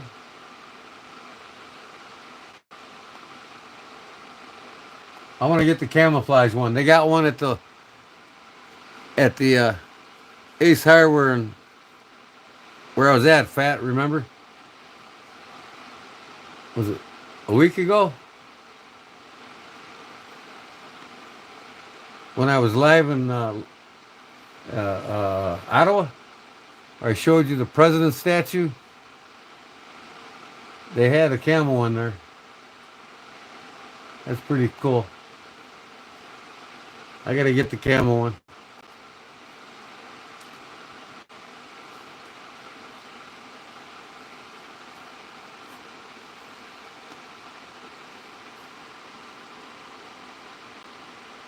Douglas and Lincoln. Yeah, the statue. Yeah, when I was in that town, remember I went live in the Ace Hardware? That was something. That Ace Hardware sells all the Victorinox knives and all the case knives together. They need to resupply on the Victorinox though. And there was a bunch of the case ones missing too. I don't know why the Masons don't keep shit in stock. It's like they run out of every knife they got before they fill it back up again. Does it cost that much for them to get the knives? I just don't get it. Steel studs. I thought it was prison bars for a second. I done lots of them.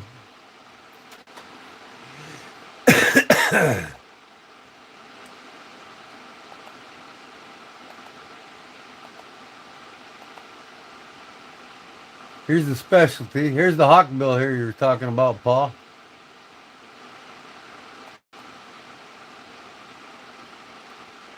They got a black one too. That's cool. I want to get that black and red one. I got that one, I think. No, I don't. I don't have that one. I want to get that one.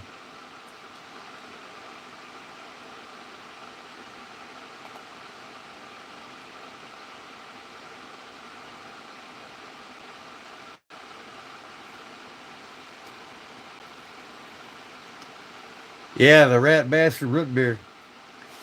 The guy looked at me kind of funny. I said, "Hey, you got any cold rat bastards?" He's like, "What?" The pop.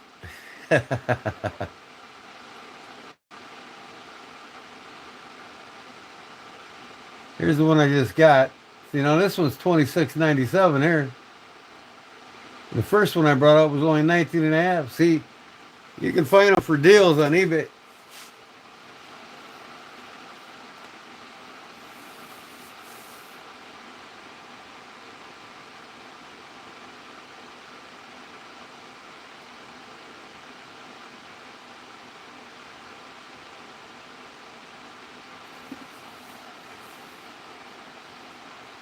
It's 10 a.m. where you're at, Paul? No, it's 10 a.m. where Louis is. Arizona.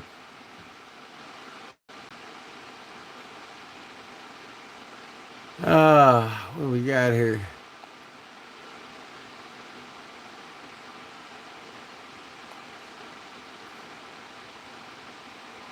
Work Pro, huh?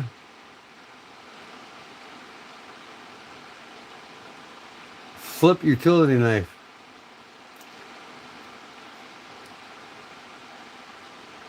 Now all the things that I'm targeted with are popping up. Watch dials. Look at this one. $500. Now that's what I want right there.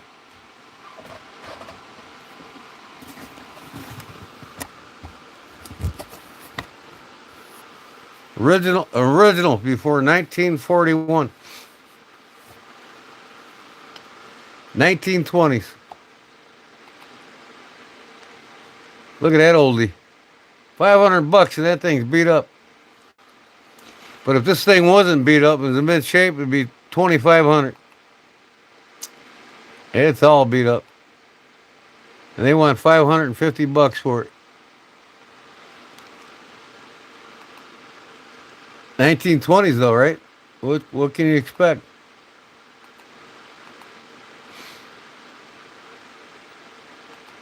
I'd probably get it and put new scales on it. Clean them blades up. Make it look brand new. I put ironwood on that, baby. Or not ironwood, but yeah, ironwood.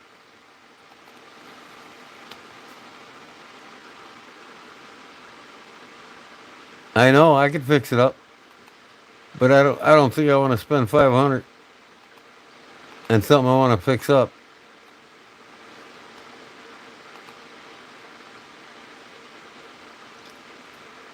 Ah, shoot. I want to get this one. This is Baron Son. It's the new one with carbon steel. It's a water fowler and bone. Baron Son's making them all with bone like they did originally up until 1941.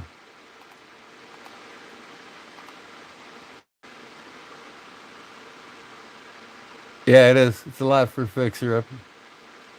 But yeah, this is the next one on my hit list. What do they want for it? 100 and something.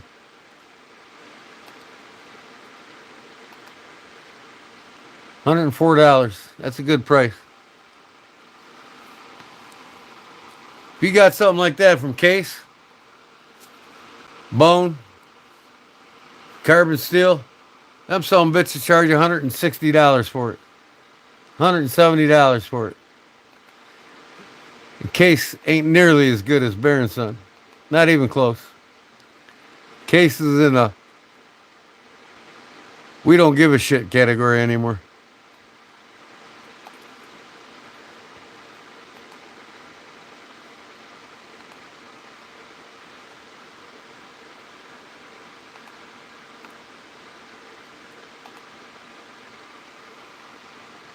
There's a nice one there. Folding Hunter. Remington. Folding Hunter. What is that? What year is that? $139. 2025, huh? Old granddad. Huh.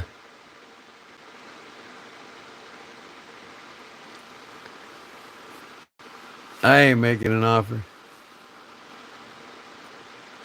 If it ain't a bullet, I don't want it. That's probably made in India.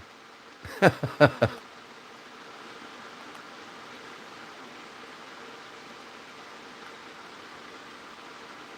at this one.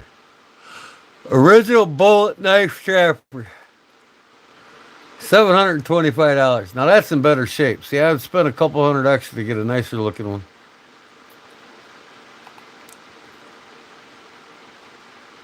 Yeah, that's before 1921 or 1941. Carbon steel, bone, like they were originally made. It's a pocket user, that's for sure. Oh, the Baron Son make an offer on that? Yeah, I probably will. Take 100 for it. Ugh.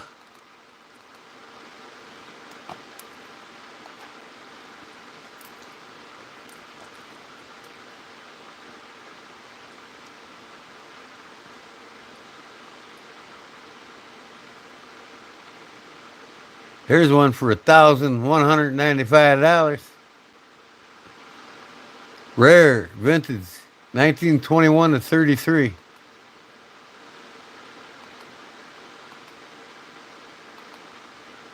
That's pretty good shape.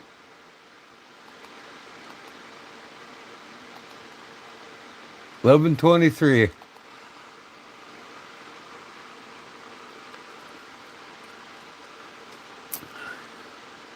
That's what I want. I'm gonna get at least one pre 1941. I'll have at least one in my collection. I'm looking for the right one though, and it's probably gonna be in the $1,000 range. Cause I want one in good shape.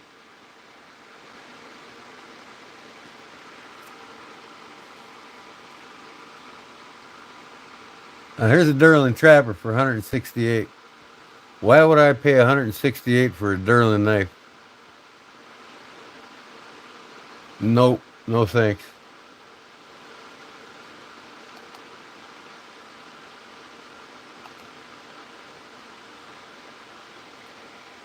I seen somebody have one like this. Was it the Knife Doctor or was it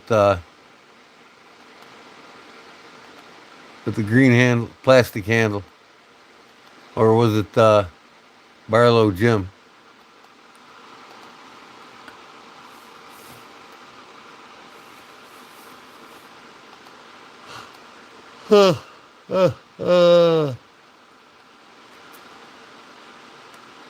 Blackie Collins knife.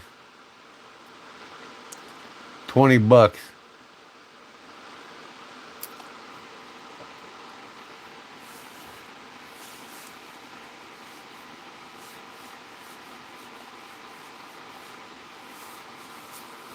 Buck 110 Slim Select Folding Pocket Knife. $26.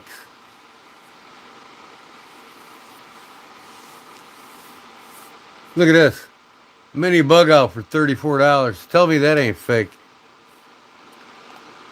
Yeah, okay, buddy. This is fake as fake. You see a lot of these knives in here. Spyderco and Benchmade and all them. They're all fake. You're not going to pay $26 for Spyderco, original Spyderco or Benchmade. I mean, it's common sense. They even make the boxes look close and everything else. But hey, if you're on a low budget, you know, fat city, buy them.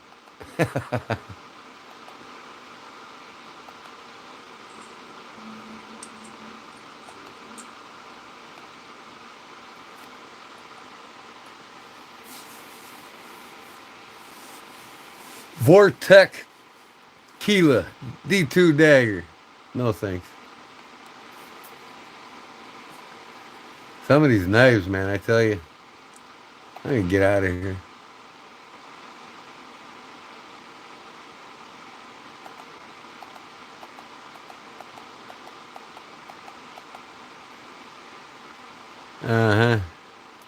So that was the fastbacks on eBay. Here's a yellow Milwaukee fastback. That's pretty cool. So they got different colors. That's cool.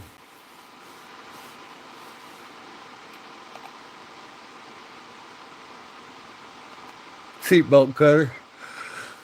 Utility knife.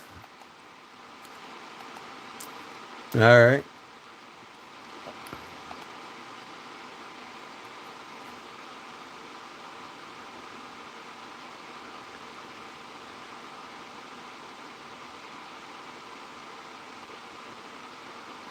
Knife set. 4 knives for $44. That's less than $10. That's $10 a piece.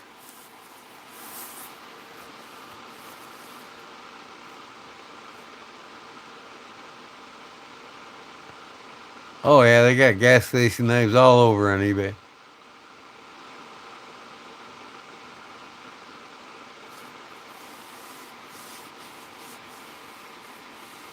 Yeah, I got a Spyderco bug. Louis wants one.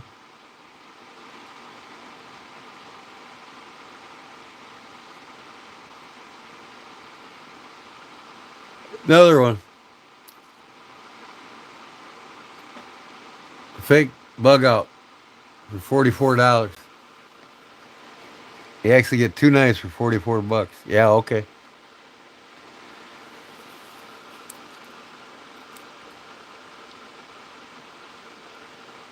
Man, I'm looking at a bunch of crap.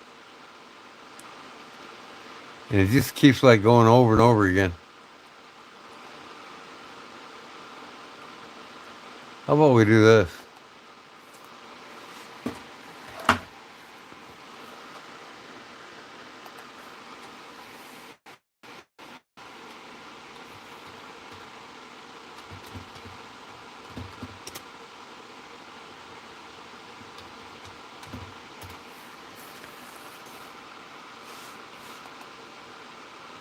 Go to their site. Look at what they got.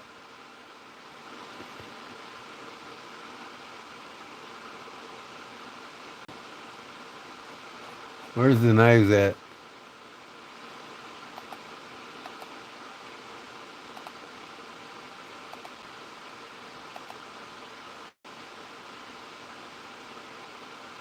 I don't see where it says knives.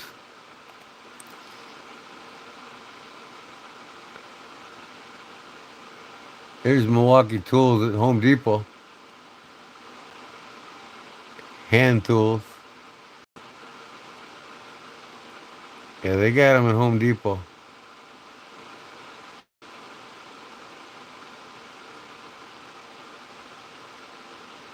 I got that laser. Boom.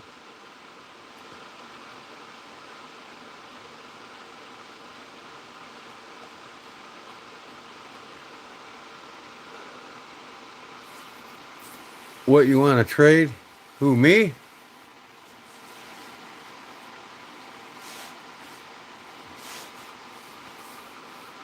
Throw the bug in. There you go. Paul trade with you, Arizona. Louis.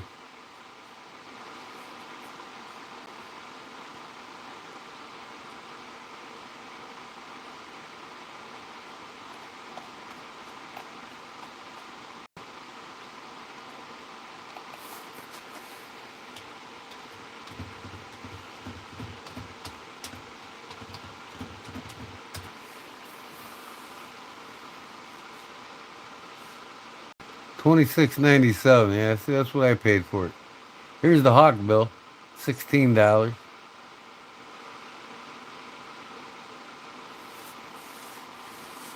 I don't have the black blade yet. I have to get it. 27. I got that one. Gotta get the camel one.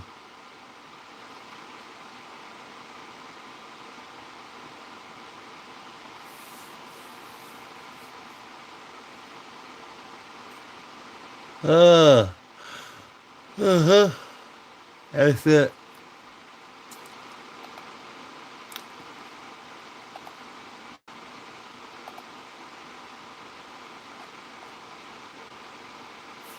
Okay.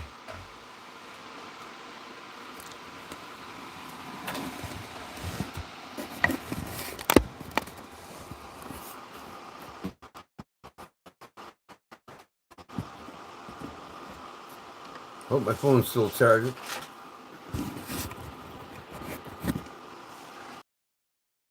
Heck. Man, always something. Had to go today and get my renewed on my truck. That's $160 in Illinois.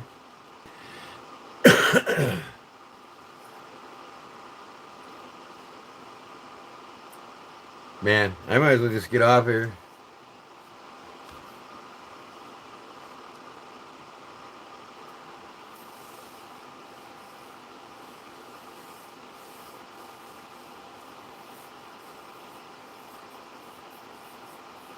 Domino. What's that?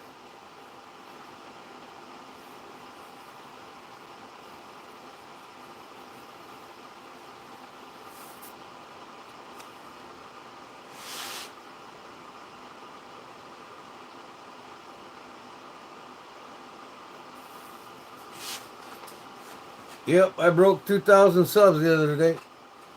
I'm happy with that. Now I had to get 3.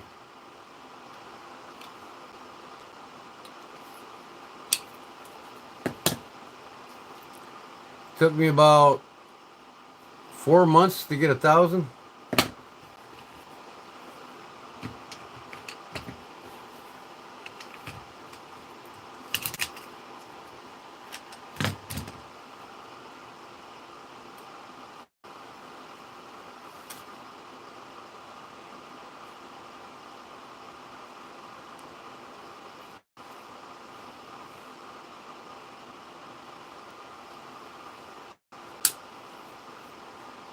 Clip this club knife.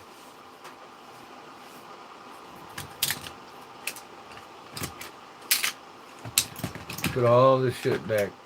Let me see, what am I going to carry tomorrow? That.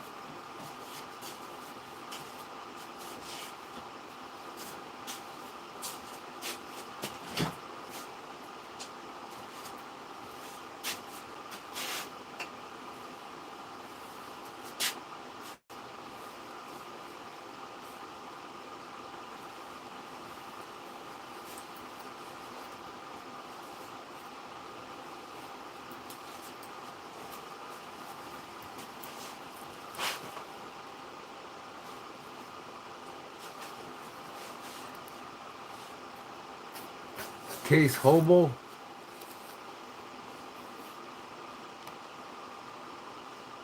Yeah, I'm not really becoming a case guy myself either.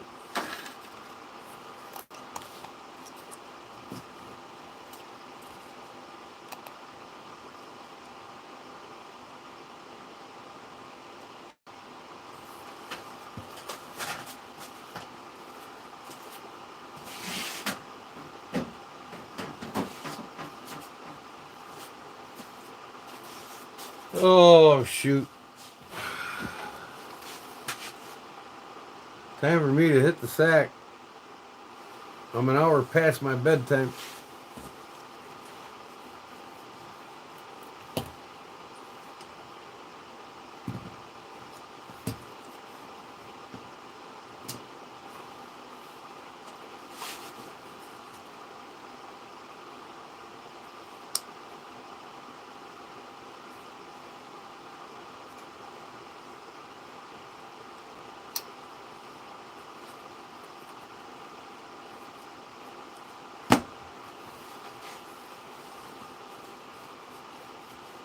What type of steel is the pocket drop made of?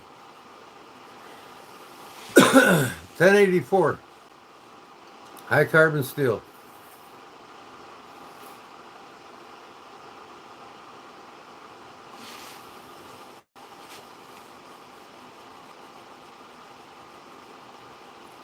Soon I'll have interchangeable scales for them.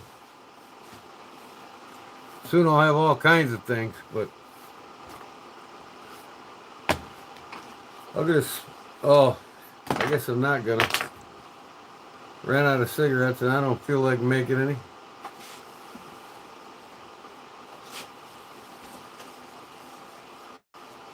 Oh yeah, high carbon steel, man, takes a razor's edge right now. And it's tough. You won't break it.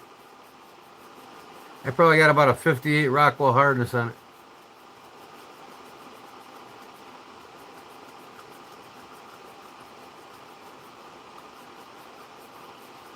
I don't know. I'll check the Gmails when I get off here. I can do something. I ran out of storage and them.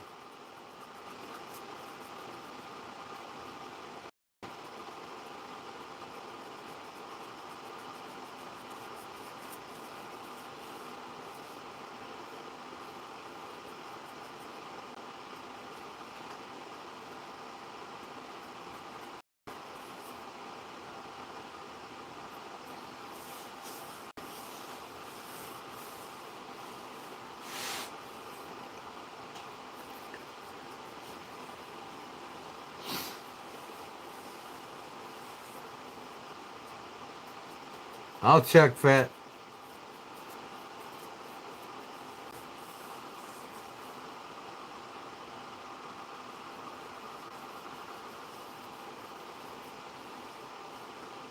Thanks, Cheyenne.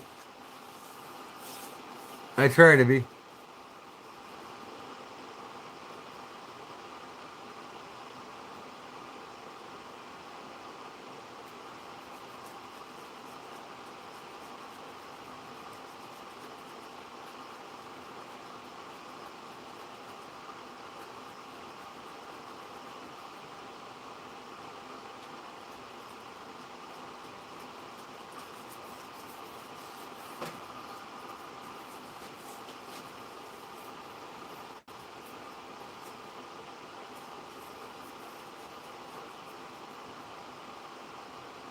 Yeah, Paul Mills is straightforward. Same name for everything.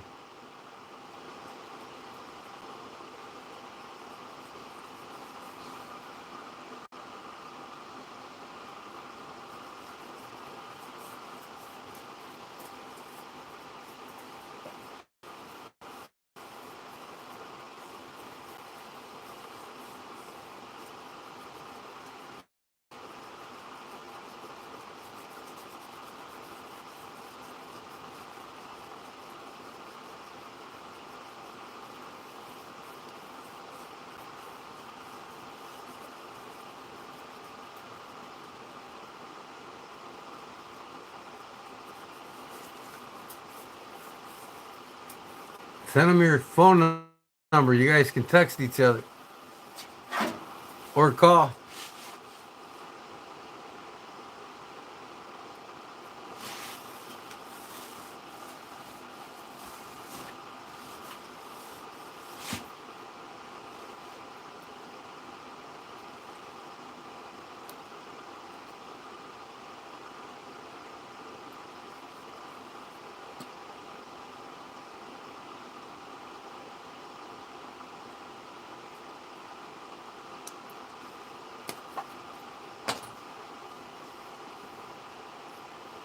All right, guys, my phone's breaking up too, so I'm gonna get out of here, go up, and go to bed. I want to get on that job first thing in the morning.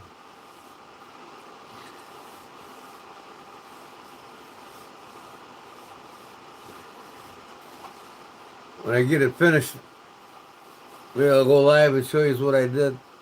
Did the whole patio deck, side porch, wheelchair ramp, built the gazebo.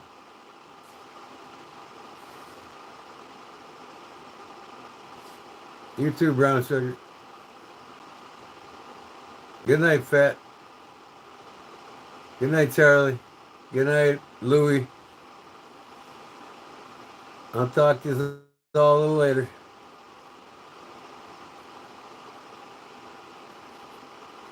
I might go live Friday or Saturday.